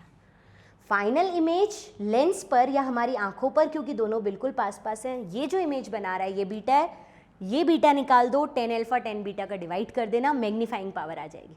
ये बीटा निकालें, चल बता कैसे निकालूं, जल्दी से बता, कौन सा ट्रायंगल लूँ 10 बीटा निकालने के लिए। ये डायग्राम क्लियर है, ये बड़ा प्यारा सा डायग्राम है, समझ के बनाओगे अच्छे से बन जाएगा। फाइनली अच्छा पता है ये जो कंपाउंड माइक्रोस्कोप होता है इसमें ये जो दोनों लेंस हैं ऐसे हवा में नहीं लटक रहे होते हैं, देखा है ना, ऐसे ट्यूब सी होती है कंपाउंड माइक्रोस्कोप की, ऐसे दिखता है अपने को, नीचे एक लेंस होता है ऊपर एक लेंस होता है, ये दोनों एक ट्यूब से जुड़े हुए होते हैं। चलो ब्लू कलर से ही बना देती हूँ, ये ऐसी ट्यूब होती है इस तरह की, जो इस लेंस को जोड़ रही है वही ट्यूब में कनेक्शन होता है और एक मोटे पार्ट से कनेक्ट होकर ये यूं जाके जाती है, दो पार्ट्स में होती है ये ट्यूब और यूं जाके कनेक्ट हो जाती है। यहाँ से मोटे मतलब जहाँ से अपन पकड़ के बैठे ना आई के पास वाला, वो वाला पार्ट मोटा होता है और नीचे वाला पतला होता है, सब देख लेना। इसका मतलब अब अगर हमको इमेज बनाना है और इमेज की डिस्टेंस, ऑब्जेक्ट की डिस्टेंस सब हमारे सामने क्लियर हो चुकी हैं, तो हम मैग्नीफाइंग पावर निकाल लेते हैं। ठीक है, मैग्नीफाइंग पावर के लिए चाहिए 10 beta. 10 beta is equals to क्या हो जाएगा, 10 बीटा परपेंडिकुलर बाय बेस हो जाएगा। तो या तो हम इतने बड़े इमेज से यहाँ आकर आई पर बनने वाला एंगल परपेंडिकुलर बाय बेस निकालें, या फिर इस छोटे से को देखो, यही तो लाइट रे पीछे बढ़ाई हुई है, तो बस पहले वाले। अब तो सब कुछ सिंपल माइक्रोस्कोप की तरह ही चलने वाला है। अरे फाइनली तो ये आई पीस ही है ना, जो हमारे सिंपल माइक्रोस्कोप में एक इकलौता आई पीस था, ये वही आई पीस है। ठीक है, तो इसको यहाँ लगा लेते हैं हम लोग। तो अब तो मुझे बताओ कि अगर मुझे 10 बीटा निकालना है तो परपेंडिकुलर बाय बेस के अकॉर्डिंग अगर हम ए डैश बी डैश और जो तीसरा है ई, इससे परपेंडिकुलर बाय बेस निकाले 10 बीटा, तो A dash B dash upon of A dash E, A dash E का मतलब ऑब्जेक्ट की डिस्टेंस यू ई, ये कर लेंगे। तो 10 बीटा भी अगर एंगल छोटा है, क्योंकि फाइनली आप इमेज कितना ही बड़ा कर रहे हो लेकिन माइक्रोस्कोप के लिए ऑब्जेक्ट था तो छोटा ही ना, तो आप बीटा इज इक्वल्स टू कर दोगे A dash B dash upon minus U E अगर एंगल्स छोटे होते हैं तो हमारे सामने 10 अल्फा भी आ गया, इक्वेशन 1 मत बोलो वैसे ही देख लो, और हमारे सामने बीटा भी आ गया। अब मैग्नीफाइंग पावर निकालनी हो तो हम क्या करेंगे, मैग्नीफाइंग पावर होती है बीटा बाय अल्फा। अब सब कुछ सिंपल माइक्रोस्कोप की तरह, बीटा की जगह हो जाएगा A dash B dash upon of minus का यू ई, और अल्फा की जगह आ जाएगा A B upon of minus का टी। ठीक है, यानी मैग्नीफाइंग पावर हमारे पास अभी तक आ चुका है, माइनस माइनस कैंसिल हो चुके हैं, A dash B dash upon of A B, और इधर क्या आ चुका है D by U E, D by U E, यहाँ तक का मैग्नीफाइंग पावर की बात आ चुकी है। बढ़ेंगे इससे आगे भी चलेंगे, बट पहले मुझे सबसे पहले तुम लोग ये बताओ कि यहाँ पर ये जो तुमने ट्यूब बनाई थी, जिसको तुमने ट्यूब नाम दे दिया कि इस कंपाउंड माइक्रोस्कोप में एक ट्यूब होती है इस तरह की, एक्चुअली ये मैं बना तो हॉरिजॉन्टल रही हूँ लेकिन ऑब्जेक्ट नीचे रखते हैं और देखते हैं हम ऊपर से हैं कंपाउंड माइक्रोस्कोप से, ये वर्टिकल हो जाती है। तो अगर कोई तुमसे कहे इस ट्यूब की लेंथ कितनी है, तो क्या तुम लोगों को नहीं दिख रहा कि ये जो वी ओ की लेंथ है वो आ जाएगी, यानी ये वाली लेंथ तो वी ओ के इक्वल आ जाएगी और ये वाली लेंथ यू ई के इक्वल आ जाएगी। तो अगर ट्यूब लेंथ की जरूरत पड़ेगी कहीं पर तो L tube length is equals to V O, इसका सिर्फ मैग्नीट्यूड लेना, प्लस माइनस नहीं, प्लस का यू ई का भी बच्चा मैग्नीट्यूड ही लेना। पता लगे तुम्हारी ये लेंथ है 10 और ये है 5, तो तुम कर रहे हो 10 और माइनस 5, 5 ही बची, ट्यूब लेंथ पे तो 15 है, यानी 10 प्लस का 5, तो यू का भी क्या ले रहे हो मैग्नीट्यूड। वी ओ का तो खैर पॉजिटिव ही है, मैग्नीट्यूड ना भी लिखो तो भी चल जाएगा, बट यू का नेगेटिव नहीं, पॉजिटिव वाला सिर्फ मैग्नीट्यूड लेना है। ट्यूब लेंथ है V O plus U E का मैग्नीट्यूड, मैग्निफिकेशन निकाला, बीटा बाय अल्फा किया तो हमारे पास A dash B dash upon A B into D by U E आ गया। इसी को थोड़ा और आगे भी सॉल्व करते हैं, डायग्राम बने रहने देते हैं, वापस इसको और थोड़ा में एलेबोरेट करते हैं। आओ देखें बेटा, ये आया था अपने सामने formula a dash b dash upon A B into D by U E, ठीक है। अब बता कि a डैश b डैश क्या है और ए बी क्या है। तो इस ऑब्जेक्टिव पीस को थोड़ा ध्यान से देखो। ऑब्जेक्टिव पीस का इमेज की height a dash b dash और ऑब्जेक्टिव पीस के लिए ऑब्जेक्ट की हाइट a बाई है, ठीक है। तो मैं इसको लिखना चाहूँ तो height of image by height of object, क्या बना ये, सोच, height of image by height of object is magnification. Objective piece का magnification is height of image by height of object. तो चाहे तो इसको यूँ लिख देना, it is equals to magnification of objective piece into D by U ई।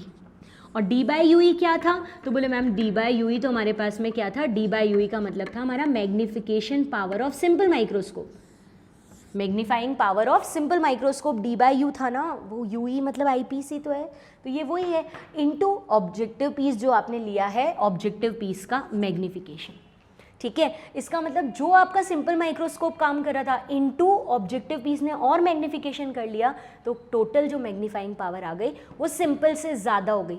याद है क्या कि अगर 2, 3, 4 लेंस यूज़ करते थे और मैग्निफिकेशन देखते थे तो M1 into M2 into M3 into M4 होता था, वैसे ही 2 लेंस हैं, एक की वजह से मैग्नीफाइंग पावर ये आई है, इनटू आपने क्या कर दिया, फर्स्ट वाले का मैग्निफिकेशन कर दिया ऑब्जेक्टिव पीस का, तो टोटल मैग्नीफाइंग पावर बढ़ गई। यूँ कह के लिख दो इसको, ठीक है। या फिर ऐसे कह दे, इसको यूँ भी कह सकते हो, magnification of objective piece, height of image by height of object. याद कर लेंस वाले टॉपिक को, इसका फॉर्मूला क्या होता है, इसका फॉर्मूला होता है distance of image by distance of object with minus sign. Lens के लिए height of image by height of object की जगह हम लिख सकते हैं, माइनस नहीं आता है, हाइट ऑफ ऑब्जेक्ट और हाइट ऑफ इमेज यानी मैग्निफिकेशन का फॉर्मूला लिखते थे v by u. Objective piece के लिए है तो vo बाय यूओ। vo कैसा है, पॉजिटिव, uo कैसा है, नेगेटिव, तो vo पॉजिटिव uo नेगेटिव, तो माइनस साइन आएगा। मैग्निफिकेशन की जगह मैंने height of image by height of object या distance of image by distance of object, vo by U O रखा, uo नेगेटिव था उसको नेगेटिव लिखा, इनटू d बाय ue।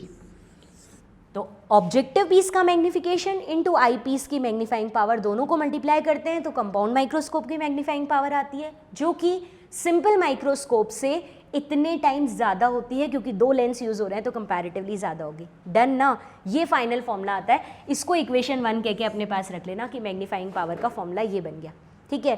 अब कई बार हमें ये सारा खेल इसका है, ये फाइनल इमेज कहाँ बना रहा है उसी के क्वेश्चन पूछते हैं, तो कई बार हमसे ये नहीं फॉर्मूला पूछता है, बोलता है फाइनल इमेज दे रखी होती है क्वेश्चन में, ऑब्जेक्ट की डिस्टेंस नहीं दे रखी होती यूई, बल्कि फाइनल इमेज की डिस्टेंस दे रखी होती है।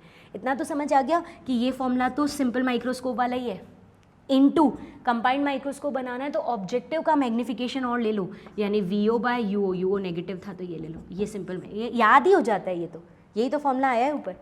अब इमेज की डिस्टेंस दे रखी होती है ऑब्जेक्ट की नहीं, तो लेंस इक्वेशन यूज़ कर लो। अगर हम लेंस इक्वेशन यूज़ कर लेते हैं तो लेंस इक्वेशन यूज़ करते ही आई पीस के लिए, ओनली आई पीस के लिए लेंस इक्वेशन यूज़ कर रहे हैं। आई पीस में मुझे बताओ 1/v प्लस माइनस का 1/u is equals to 1/f for eye piece. Eye piece की u कैसा है, नेगेटिव, आई पीस का u है अपना नेगेटिव, ठीक है। आई पीस का v कैसा है, ये भी नेगेटिव। फोकल लेंथ कैसी आई पीस की, ये पॉजिटिव है तो एफ ई पॉजिटिव लिखेंगे अपन, बाकी दोनों नेगेटिव थे नेगेटिव लिखे। इधर वैल्यू पुट करवाओगे तो 1/v की जगह 1/ माइनस का v माइनस 1/ue की जगह नेगेटिव तो प्लस हो गया, ये 1/fe, तो 1/ue की जगह हम लोग 1/fe प्लस का 1/ve भी यूज़ कर सकते हैं ना। तो बस 1/ue की जगह हमने 1/fe प्लस का 1/v। अब मुझे डायग्राम हटाना पड़ेगा, मेरे पास और कोई चांस नहीं है। तो अगर मैं इस इक्वेशन से मैग्नीफिकेशन बनाना चाहती हूँ तो मुझे क्या करना चाहिए बच्चों, ये रहा मैग्नीफाइंग पावर, तो आपको 1/ue तो है, इसमें इस सबको मल्टीप्लाई कर दो, यानी कुल मिलाकर आप माइनस का vo upon of uo into D को मल्टीप्लाई कर दो, आपके पास जो 1/ue की इक्वेशन आई है which is equals to 1/fe plus का 1/ve आई है, ठीक है। अगर ऐसा करते हो, उसको मल्टीप्लाई करते हो, तो यहाँ पर तो जब मल्टीप्लाई किया इस वाले से तो आपका बन गया मैग्नीफिकेशन, या चाहो तो यूँ लिख दो माइनस का vo upon of uo into D upon of ue is equals to minus का vo upon of uo into D 1/fe plus का 1/ve। ये बना मैग्नीफिकेशन या मैग्नीफाइंग पावर। मैग्नीफाइंग पावर का फॉर्मूला ये रहा हमारे सामने, कुछ भी फ़र्क नहीं पड़ा, जो फॉर्मूला पहले था उसमें बस 1/ue की जगह 1/fe प्लस 1/ve आया था, जैसे सिंपल माइक्रोस्कोप में आया था एज इट इज़ वैसा ही आ रहा है, कुछ भी चेंज नहीं हो रहा। इसको इक्वेशन 2 कह दो। इस फॉर्मूले को ज़्यादा यूज़ क्यों है? क्योंकि इसमें फाइनल इमेज आ रही है। नेगेटिव क्यों आया है मैग्नीफिकेशन? क्योंकि फाइनल इमेज ऑब्जेक्ट ऊपर था, फाइनल इमेज नीचे बना, उल्टा बना, उल्टे की वजह से नेगेटिव आया।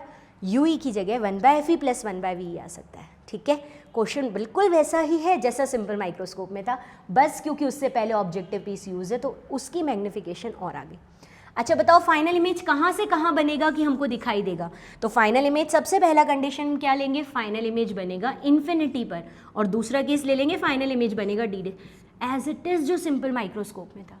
ठीक है, क्या बना? फाइनल इमेज अगर इन्फिनिटी पर है तो m = माइनस का VO/UO इंटू डी, ये 1/FE प्लस का 1/VE इन्फिनिटी हो गया, समथिंग बाय इन्फिनिटी 0, तो केवल यही रह गया।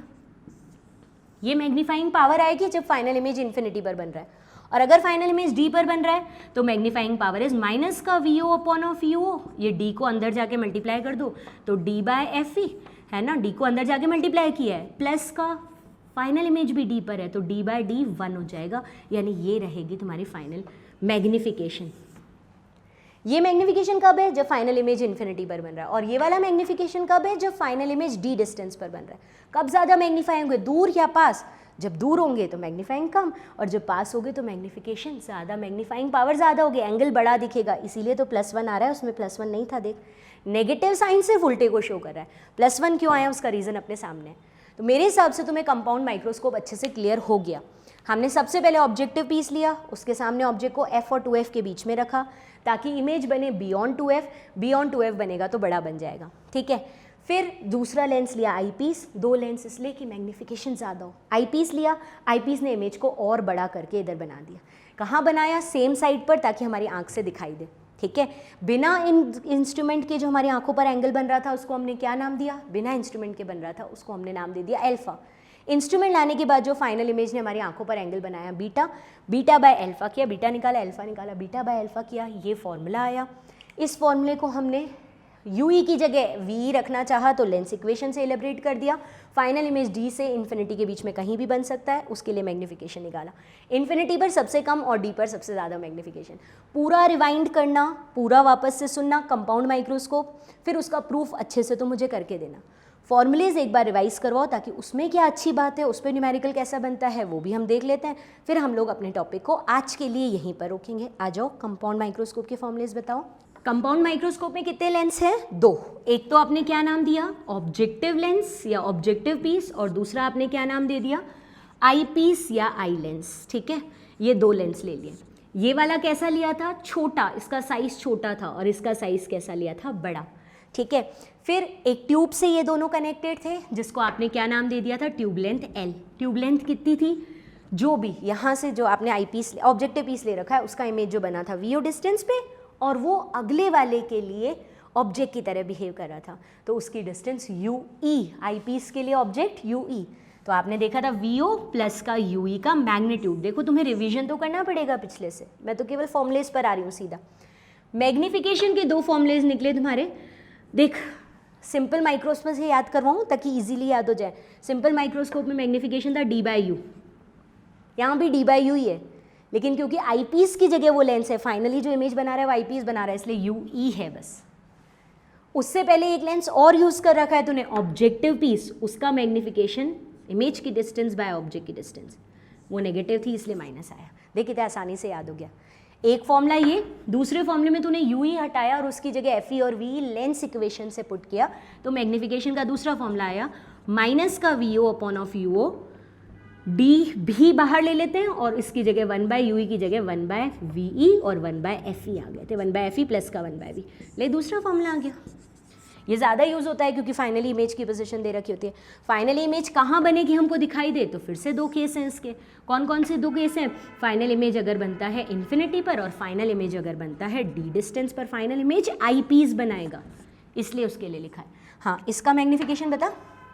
इसका मैग्नीफिकेशन आ जाएगा माइनस का VO/UO इंटू D/FE, क्योंकि समथिंग बाय इन्फिनिटी 0 हो गया, और इसका मैग्नीफाइंग पावर जो हो जाएगी दैट इज माइनस का VO/UO इंटू D/FE। ठीक है, और इधर आएगा D/D, क्योंकि UE भी D है तो 1 आ जाएगा। ये मैग्नीफिकेशन मैक्सिमम है क्योंकि इमेज सबसे पास बन रहा है, ये मैग्नीफाइंग पावर मिनिमम है क्योंकि इमेज सबसे दूर बन रहा है। सारे मैग्नीफिकेशन कहाँ होंगे, सबसे कम इतना, सबसे ज़्यादा इतना, बाकी सब इसके बीच में होंगे। न्यूमेरिकल में कुछ नहीं दे रखा हो तो कौन सा मैग्नीफिकेशन निकालेंगे यहाँ पर, माइक्रोस्कोप है, ऑब्जेक्ट को सबसे बड़ा करके देखना है, सबसे बड़ा करके देखना है तो मैक्सिमम वाला मैग्नीफिकेशन, यानी इमेज जब कुछ नहीं दे रखा है तो इमेज को डी पर मान के ये वाला मैग्नीफिकेशन न्यूमेरिकली कैलकुलेट करोगे। या फिर क्वेश्चन में दे रखा होगा रिलैक्स आई से, रिलैक्स आई मतलब इन्फिनिटी का ऑब्जेक्ट है, रेटिना पर इमेज बन रहा है, रिलैक्स आई से ये दिखे ना, कुछ नहीं दे रखा है, ये वाला मैक्सिमम मैग्नीफिकेशन का है। अब अगर आप इस मैग्नीफिकेशन को बढ़ाना चाहते हो, एम ज़्यादा चाहते हो, तो ऑब्जेक्ट इमेज तो आप सेट करोगे, लेकिन जो लेंस है आई पीस उसकी फोकल लेंथ कम लेनी चाहिए। ये बहुत इंपॉर्टेंट पॉइंट है, ध्यान से सुनना। आई पीस की फोकल, यहाँ से सारे आंसर्स बदल जाएंगे, इसलिए बिल्कुल ध्यान से, ट्विस्ट पॉइंट है ये। अगर आप मैग्नीफिकेशन ज़्यादा चाहते हो तो आपको focal length of eye piece कम चाहिए। फोकल लेंथ कम चाहिए तो हमें पता है फोकल का फॉर्मूला हमने करा ही था, ट्वाइस ऑफ नहीं mu upon R upon twice of mu -1 convex lens. अगर फोकल लेंथ कम चाहिए तो रेडियस कम चाहिए। तो अगर आप चाह रहे हो कि मैग्नीफिकेशन ज़्यादा हो तो आई पीस की फोकल लेंथ कम हो, आई पीस की रेडियस कम हो, यानी आई पीस छोटा हो। तुम क्या कह के आए हो, आई पीस बड़ा, जब तुम अपने डायग्राम बना रहे थे। अब आंसर क्या आया है, आई पीस छोटा। आई पीस छोटा तो याद कर, आने वाले ऑब्जेक्ट की लाइट रेज आई पीस के लिए भी सारी एंटर करें, उसमें आई पीस बड़ा चाहिए था। अब आई पीस ही छोटा लिया तो ऑब्जेक्टिव पीस तो और भी छोटा चाहिए तुझे, तभी तो उसकी सारी लाइट रे यहाँ पहुँच पाएंगी जहाँ से डायग्राम स्टार्ट किया था। आई पीस छोटा चाहिए अकॉर्डिंग टू फॉर्मूला, और ऑब्जेक्टिव पीस उससे भी छोटा। तो कंपाउंड माइक्रोस्कोप के लिए ये पॉइंट ध्यान रखना, कोई बड़ा नहीं, आई पीस छोटा और ऑब्जेक्टिव पीस उससे भी छोटा, ताकि उसकी लाइट रे सारी यहाँ एंटर कर सके। ये पॉइंट डिफरेंट है, इस पर ऑब्जेक्टिव क्वेश्चन बहुत बार आया हुआ है। आई पीस छोटा, ऑब्जेक्टिव उससे भी छोटा। डन। तो आज की क्लास में हमने ऑप्टिकल इंस्ट्रूमेंट होते क्या हैं, विजन एंगल क्या होता है ये सीखा, और फिर उसके बाद हमने मैग्नीफाइंग पावर क्या है वो सारा बेसिक सीखा, और साथ में सिंपल और कंपाउंड माइक्रोस्कोप करे। लेकिन ये कंप्लीट नहीं हुए, क्योंकि नेक्स्ट पॉइंट में हम नेक्स्ट लेक्चर में हम लोग टेलीस्कोप तो सीखेंगे, कंपाउंड होते हैं या कैसे होते हैं, वो भी 2 तरह के होते हैं, कैसे बनेंगे वो सब सीखेंगे, साथ में माइक्रोस्कोप और टेलीस्कोप के क्वेश्चंस भी करेंगे। ठीक है, तो आगे की सारी बातें नेक्स्ट लेक्चर में, इन दोनों लेक्चर को मिलाकर माइक्रोस्कोप और टेलीस्कोप कंप्लीट होगा। All the best.